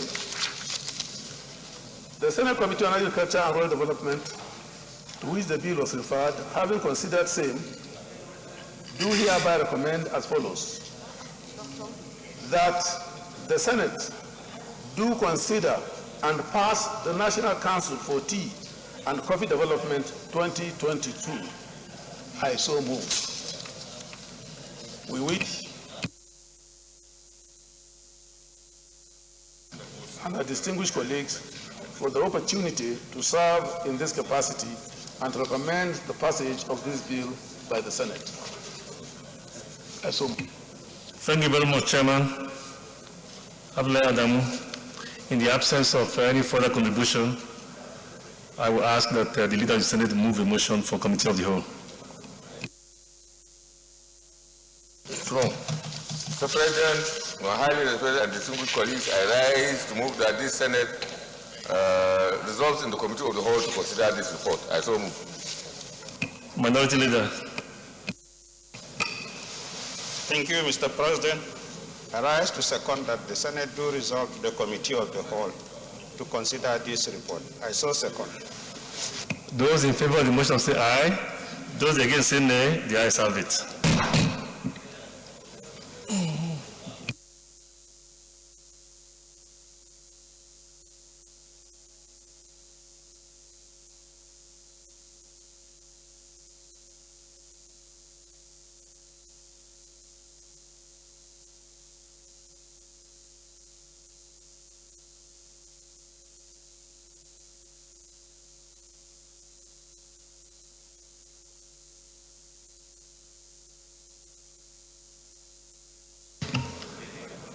This bill has 32 clauses. The long title is on page 1. Those in favor that the long title form part of this bill say aye. Those against say nay. The ayes have it.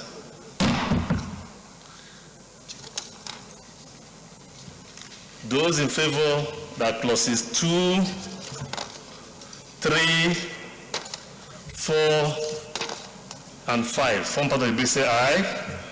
Those against say nay. The ayes have it. Those in favor that clauses 6, that the term of office of the board, 7, 8, 9, and 10 on page 9 say, those in favor say aye. Those in favor that these clauses form part of the bill say aye, and those against say nay. The ayes have it. Those in favor that clauses 11 on page 10, 12, 13, 14, and 15. Those in favor that these 5 clauses form part of the bill say aye, and those against say nay. The ayes have it. Clauses 16, 17, 18, 19, and 20. Those in favor that these 5 clauses form part of the bill say aye, and those against say nay. The ayes have it. Clauses 21 on page 17, dealing with Council's report, 22, 23, 24, and 25. Those in favor that these 5 clauses form part of the bill say aye, and those against say nay. The ayes have it. Clauses 26 on page 19, 27, 28, 29, and 30 on page 20. Those in favor that these 5 clauses form part of the bill say aye, and those against say nay. The ayes have it.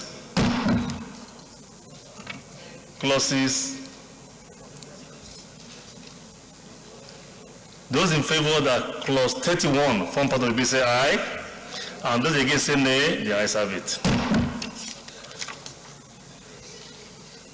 Those in favor that clause 32, which is a citation, form part of the bill say aye, and those against say nay. The ayes have it.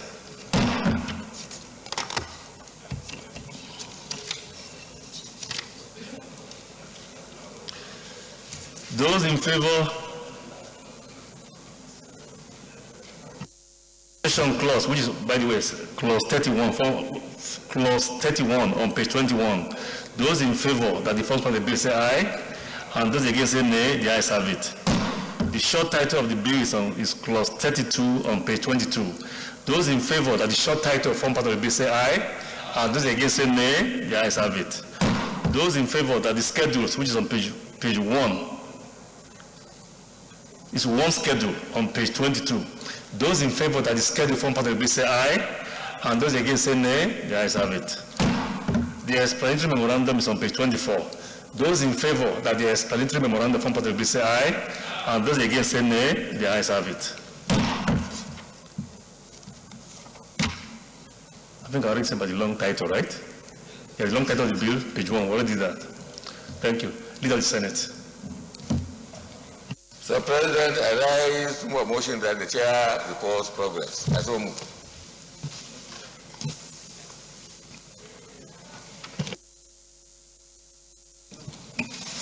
Thank you, Mr. President. I rise to second the motion that the chair do revert to plenary and report progress. I so second. Those in favor of the motion say aye, and those against say nay. The ayes have it.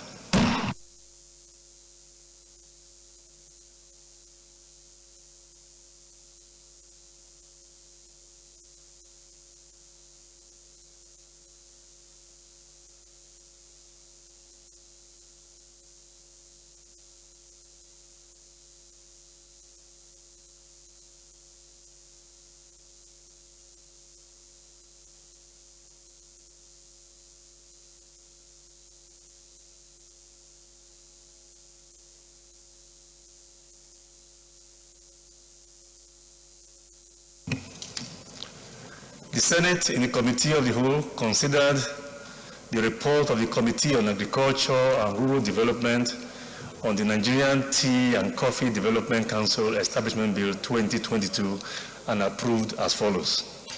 The long title as recommended. Clauses 1 to clauses 30 as recommended. Interpretation, clause 31 as recommended. The short title, clause 32 as recommended. The schedules 1 as recommended. Explanatory memorandum as recommended.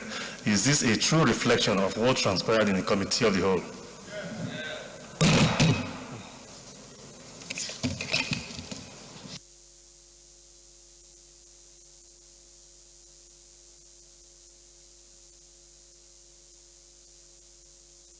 Leader of the Senate.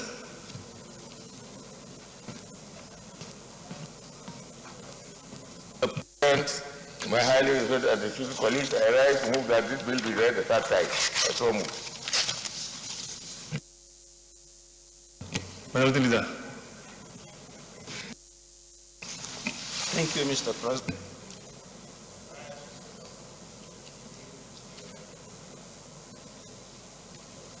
Those in favor of the motion say aye, and those against say nay. The ayes have it. Clerk of the Senate.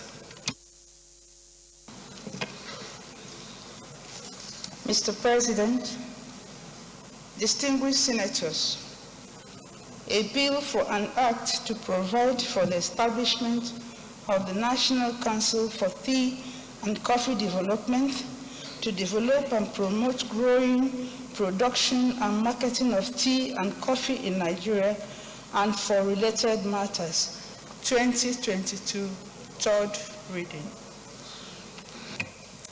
A bill for an act to provide for the establishment of the National Council for Tea and Coffee Development, to develop and promote growing, production and marketing of tea and coffee in Nigeria, and for related matters, 2022, third reading taken. The bill is read third time and passed. Leader of the Senate.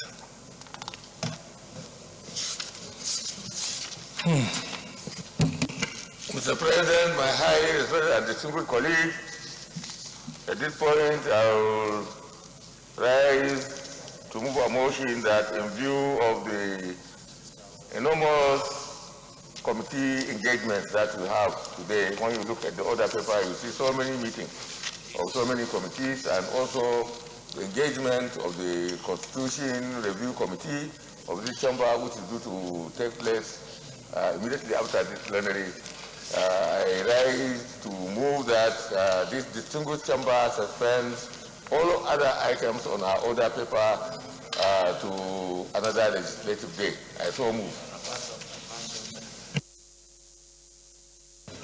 Minority Leader. Thank you, Mr. President. I so second.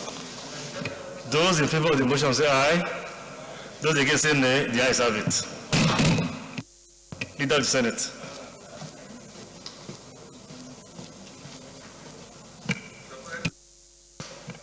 Mr. President, my highly respected and distinguished colleagues, having come to the conclusion on all items that we have on the order paper today, I rise to move that this Senate do adjourn until tomorrow, 23rd February 2022 at 10 a.m. prompt. I so move.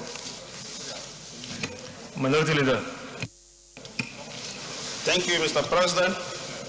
I rise to second the motion that the Senate do adjourn to 23rd. That's also second. Those in favor of the motion say aye. Those against say nay. The ayes have it. This distinguished Senate is accordingly adjourned till Wednesday, the 23rd day of February, 2022 at 10 a.m. prompt.